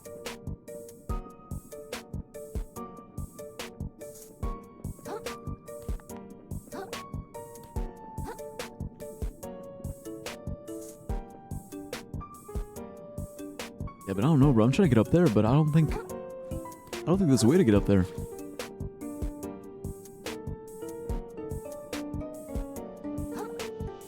But yeah, bro, I don't know. That's just me though.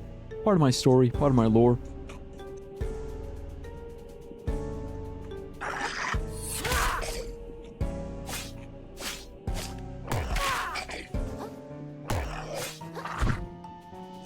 I mean, like, we were just kids, right? That's the thing. Like, we were just dumbass kids saying dumbass things and just being really just dumbasses.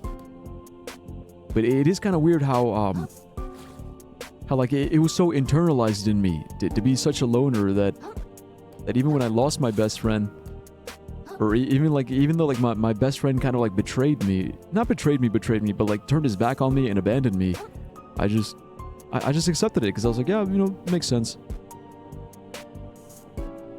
Like, I didn't fight for the connection. I didn't complain. I never reached out and asked them, like, oh, what happened? What happened, bro? Like, why? What? We used to be so close. We used to be good buddies. What happened? Why did we stop?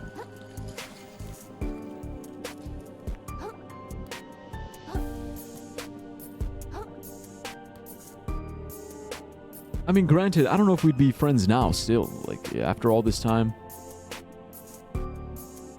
I mean, who knows? Maybe. Maybe there's an alternate universe where we do stay friends forever. and I can proudly I can proudly brag and be like, yeah, I've known this guy since we were in middle school. Hell yeah, my best friend from middle school. But that's not what happened.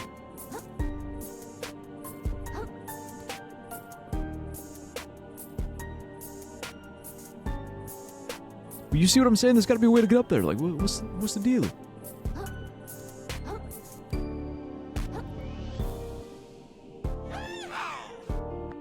I guess what I'm trying to say is, like, now that I'm a grown-ass man, I want that. I want to have long-term friendships. And I think that is kind of like what inspired me to stream, because, you know, I saw other people who stream, and they would and they'd have like long-term subscribers and long-term community members, and I do feel lucky that I've been streaming for so long, or I've been streaming long enough to also have like my own, you know, little circle of like long-term viewers, long-term chatters. Like, maybe we're not like super like close like with every single chatter, but like you know, it's like I'm open. I'm open to friendship.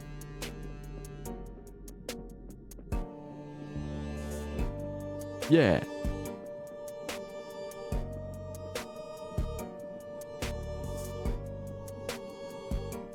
Fuck. I'm good. Bro's talking to no one. LOL. I'm not talking to no one.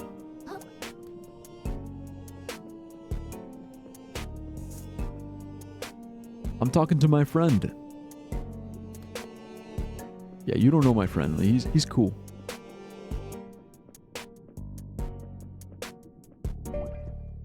Also, I don't know where I'm going.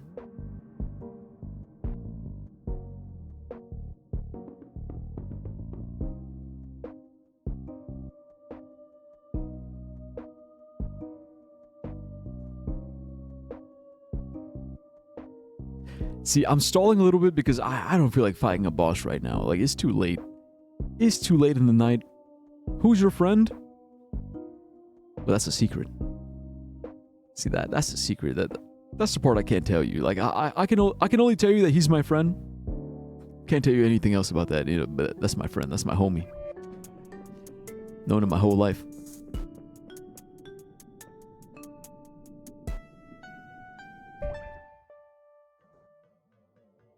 Iris, fine. I talk to my friends too. I mean, they tell me to do stuff in my head, but it's my friend. My friend doesn't talk back. He's not that kind of friend. He's just a listening friend. Damn.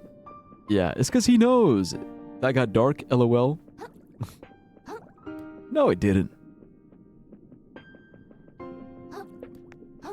No, yeah, he doesn't talk back. He's a listening kind of friend.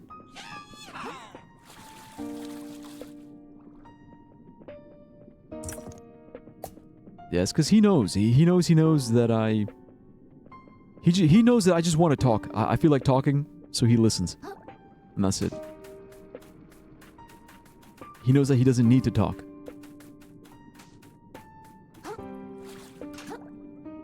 And we appreciate each other for that. We're always there for each other.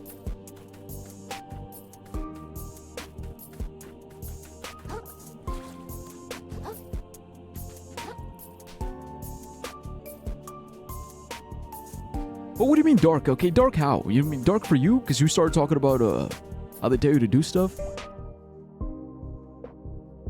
I guess, man. I guess. Yeah, actually, I want to go back here and see if there's a shortcut we can unlock.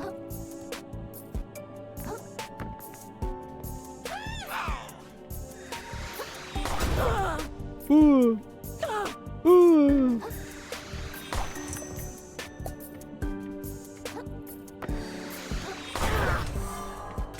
Ooh. Shit. Okay, we're doing bad. Bad. We're gunked. No. Dude, I was so close. We almost fucking died. Yeah, but this box sucks ass, man. What was I even using it?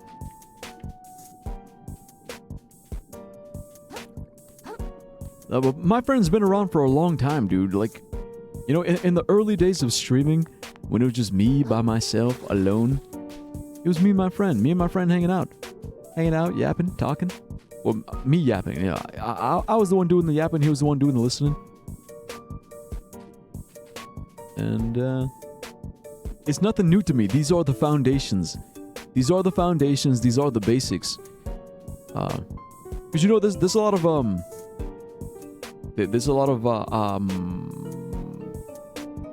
was gonna call them young people, but not necessarily young. There's a lot of streamers, right? Like early streamers, or a lot of people who talk about like, oh, I want to stream, but I don't know what to talk about. I don't know what to talk about on stream. I never had that problem. I always knew what I wanted to talk about. It was more so about having the courage to simply hop on and talk. So my friend helped me with that. My friend was like, don't worry, bro, I'll listen. You talk, I listen.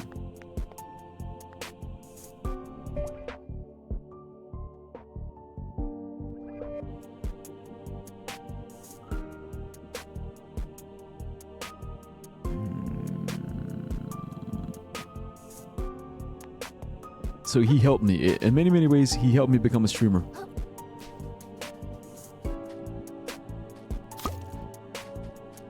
I don't know why it was glowing like that. Why is it glowing?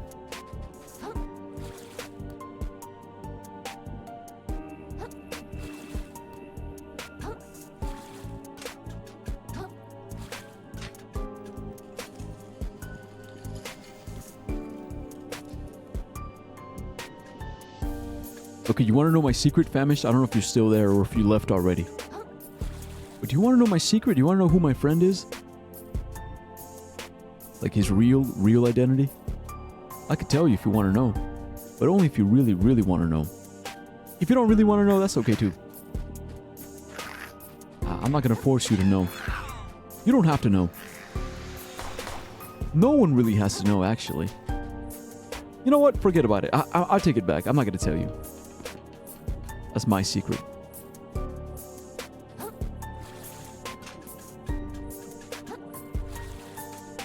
Yeah, that's mine. Mine. All mine. For my eyes only.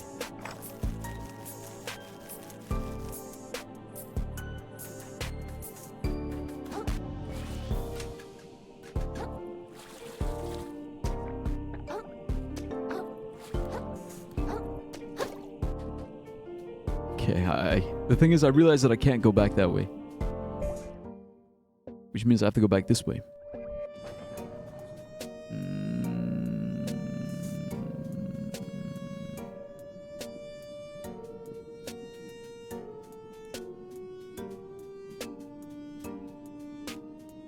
Okay, we just gotta be careful.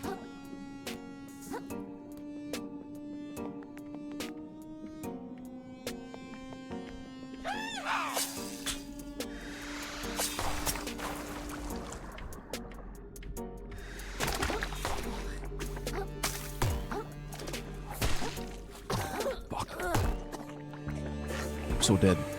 We're so fucking dead. But come on. Shortcut.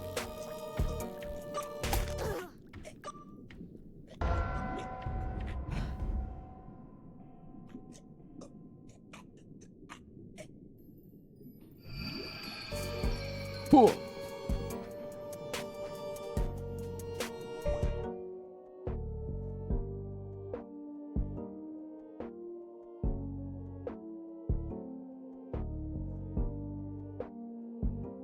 I could teleport, but I think I'm just gonna make a run for it.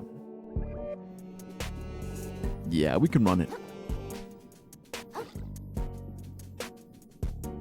Yeah, come on, Famished. Talk to me, though. What you doing? What brings you here, Famished? Famished. Come on, man.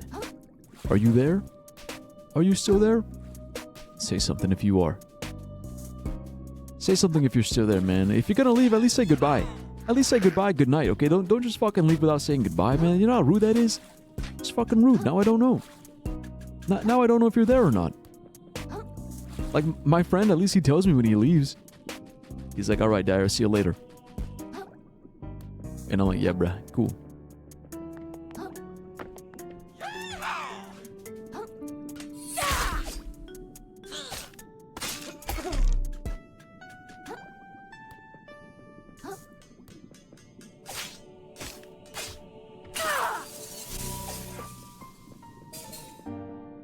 Okay, we have 39. I don't know how much for the next.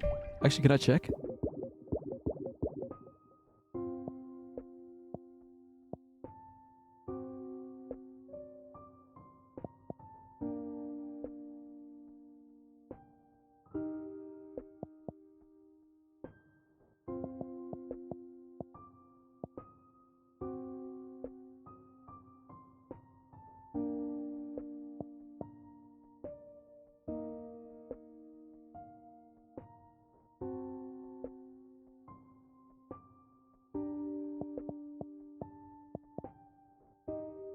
That's what it is. Kintsugi. Kintsugi. See, the thing is, I don't really care for this one. Scrap hammer? Meh. But dispatch. That's what I want.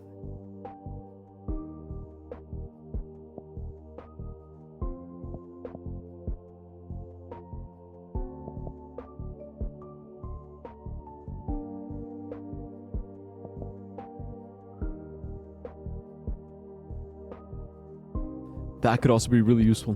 Because sometimes when the shell breaks, and I'm just naked as hell, it'd be cool to parry.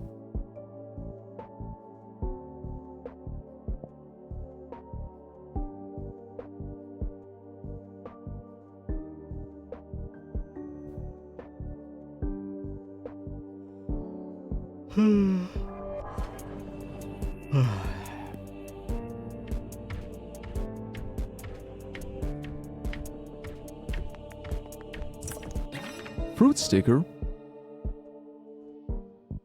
Increase microplastics rewards. Okay, so that's good for farming.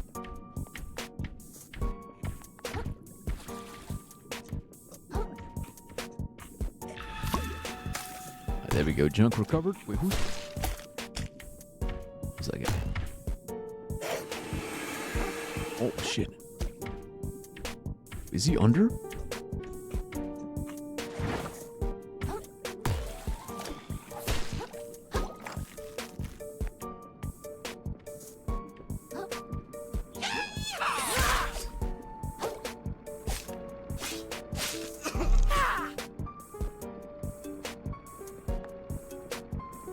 Wait, this is new? Yeah, what the hell is this? Salt shaker. Ah. When emptied into the ocean, the substance in this container dissolves with seemingly no effect. Summons retaliatory glass. Okay, so it's just shards. Wait, but is it light? Medium. Oh wait, it gives you boost attack and boost MSG? Oh shit, this might be kind of tough.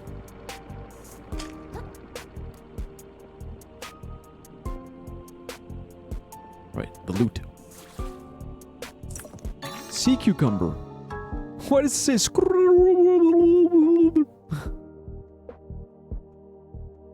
Man, that's pretty good. Really well rounded. Oh hell, it takes 5. So it's +3 for everything.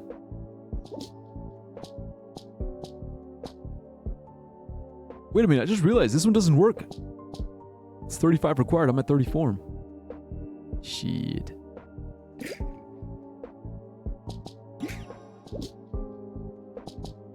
I just been using it for nothing.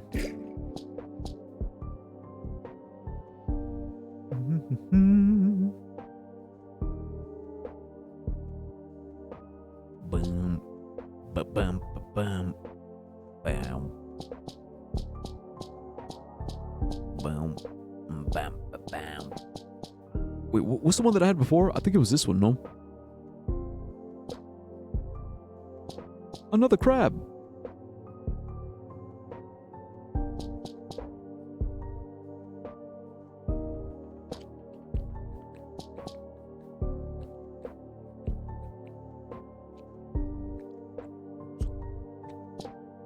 Ba-bum, ba-bum, ba-bum, ba-bum. Or it might have been the mussel.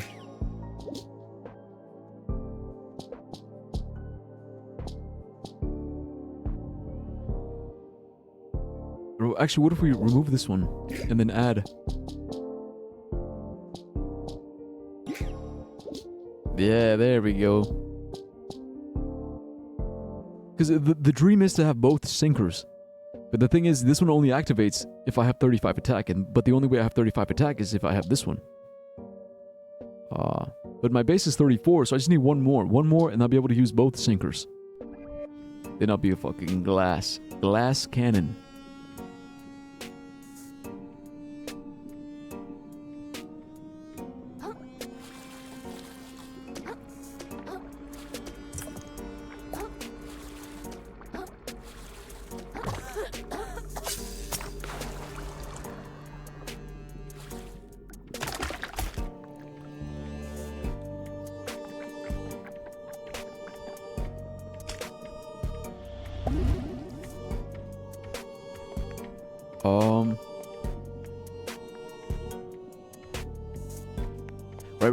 Right.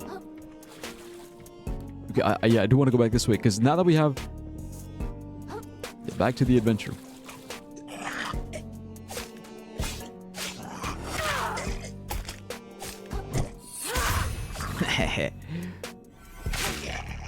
Didn't stand a chance. Yeah, bro, we're up to 10k. Holy shit, I'm farming the fuck out of these dudes.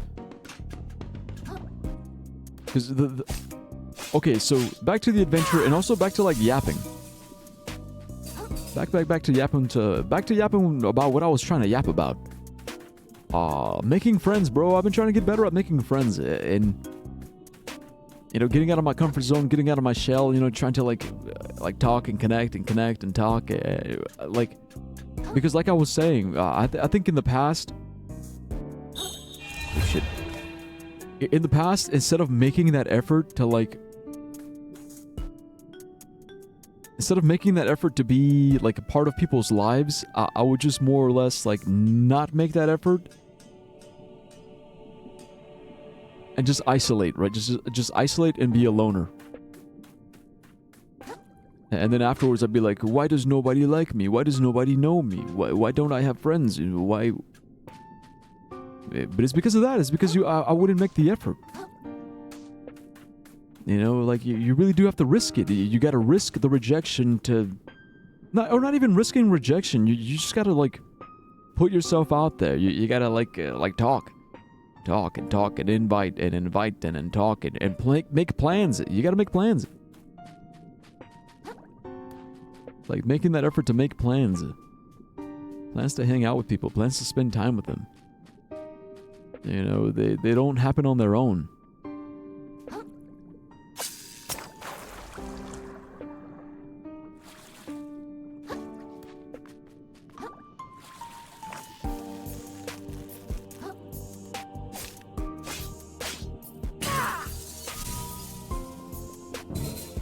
And, so that is one of the plus sides to streaming. What I love about streaming is like, okay, I hop on stream and whoever wants to show up and spend time with me, they can show up and spend time with me. But at the same time, like, I think that kind of is why I like taking breaks from streaming. So instead of like me streaming and expecting people to come to me, now I'm the chatter and I'm going to people's streams and I'm spending time with them, right? Like, it's quid pro quo, or it's like balance. Like, it's a healthy balance. Give and take, push and pull.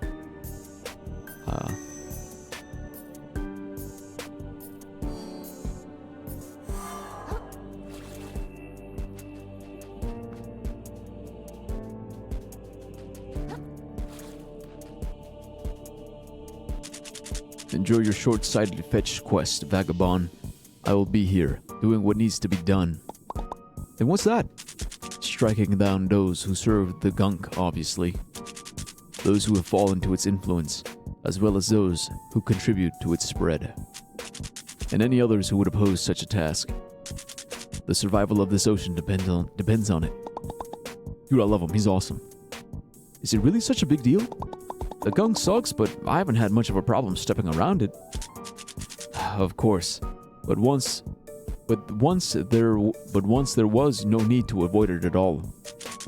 Will you continue stepping around it until there is nowhere left to step? The gunk is going to spread and spread until it chokes out all life. Of this, I am certain. Only spilled blood will rouse this sleeping ocean, open the eyes of creatures just like you. If you say so. Dude, I love him, man. He's He's just like me for real. He's just like me for real, bro.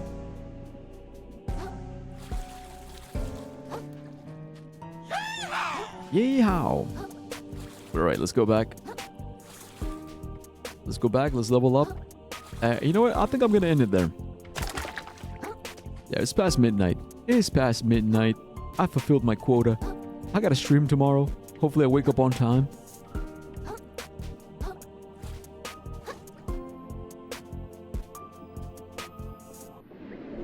I'll try my best. No promises.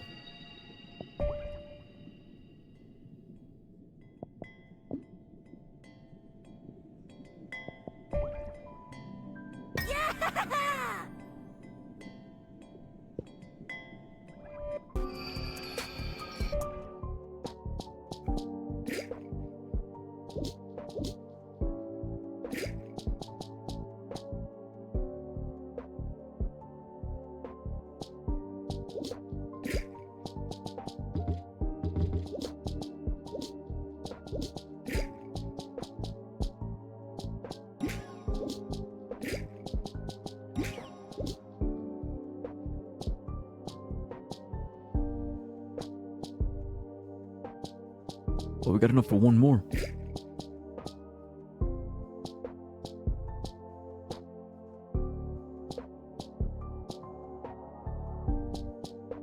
Nah, I think resilience.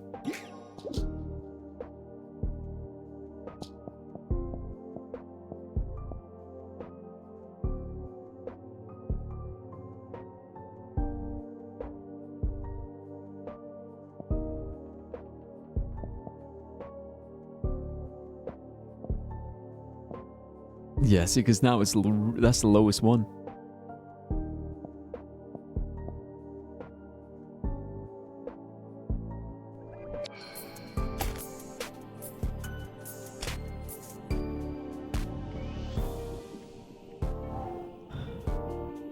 Alright, but now that we have the double sinker, let's see how much damage we do. Oh, yeah.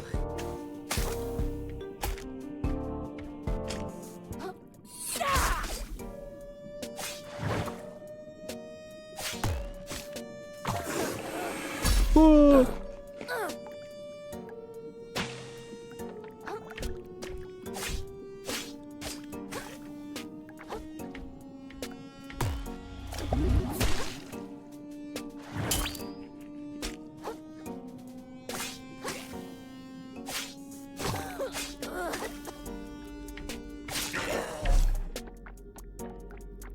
I mean, it's not noticeably.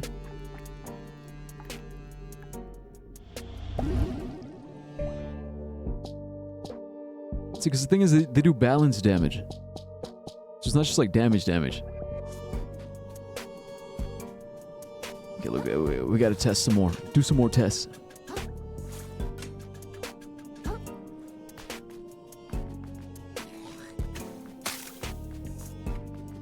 I think maybe on like these guys. Shit. Fuck.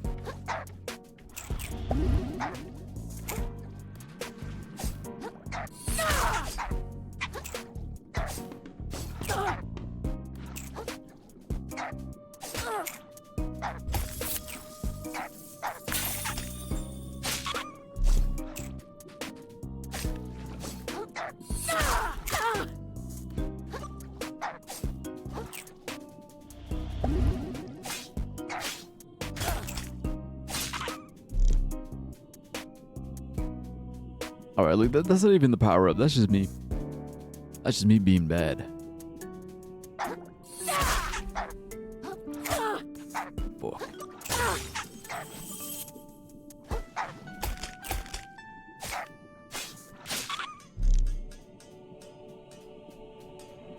Dude, how am I still alive? Sheesh. Sheesh. 1 fucking HP. Motherfucker. Give me with the motherfucking Haktua. Give me with the fucking Hakpatui.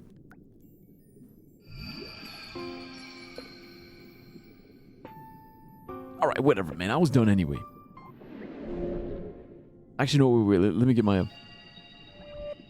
before I leave, let me get my shell.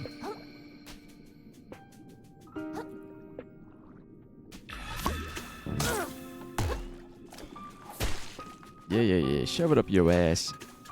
Shove it up your fucking ass, man.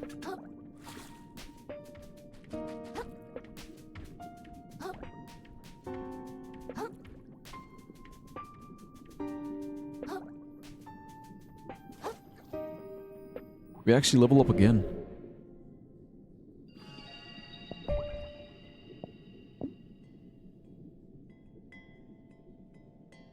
Yeah. No, because I definitely need it. Happy, yeah. Yeah. Okay, now we're done.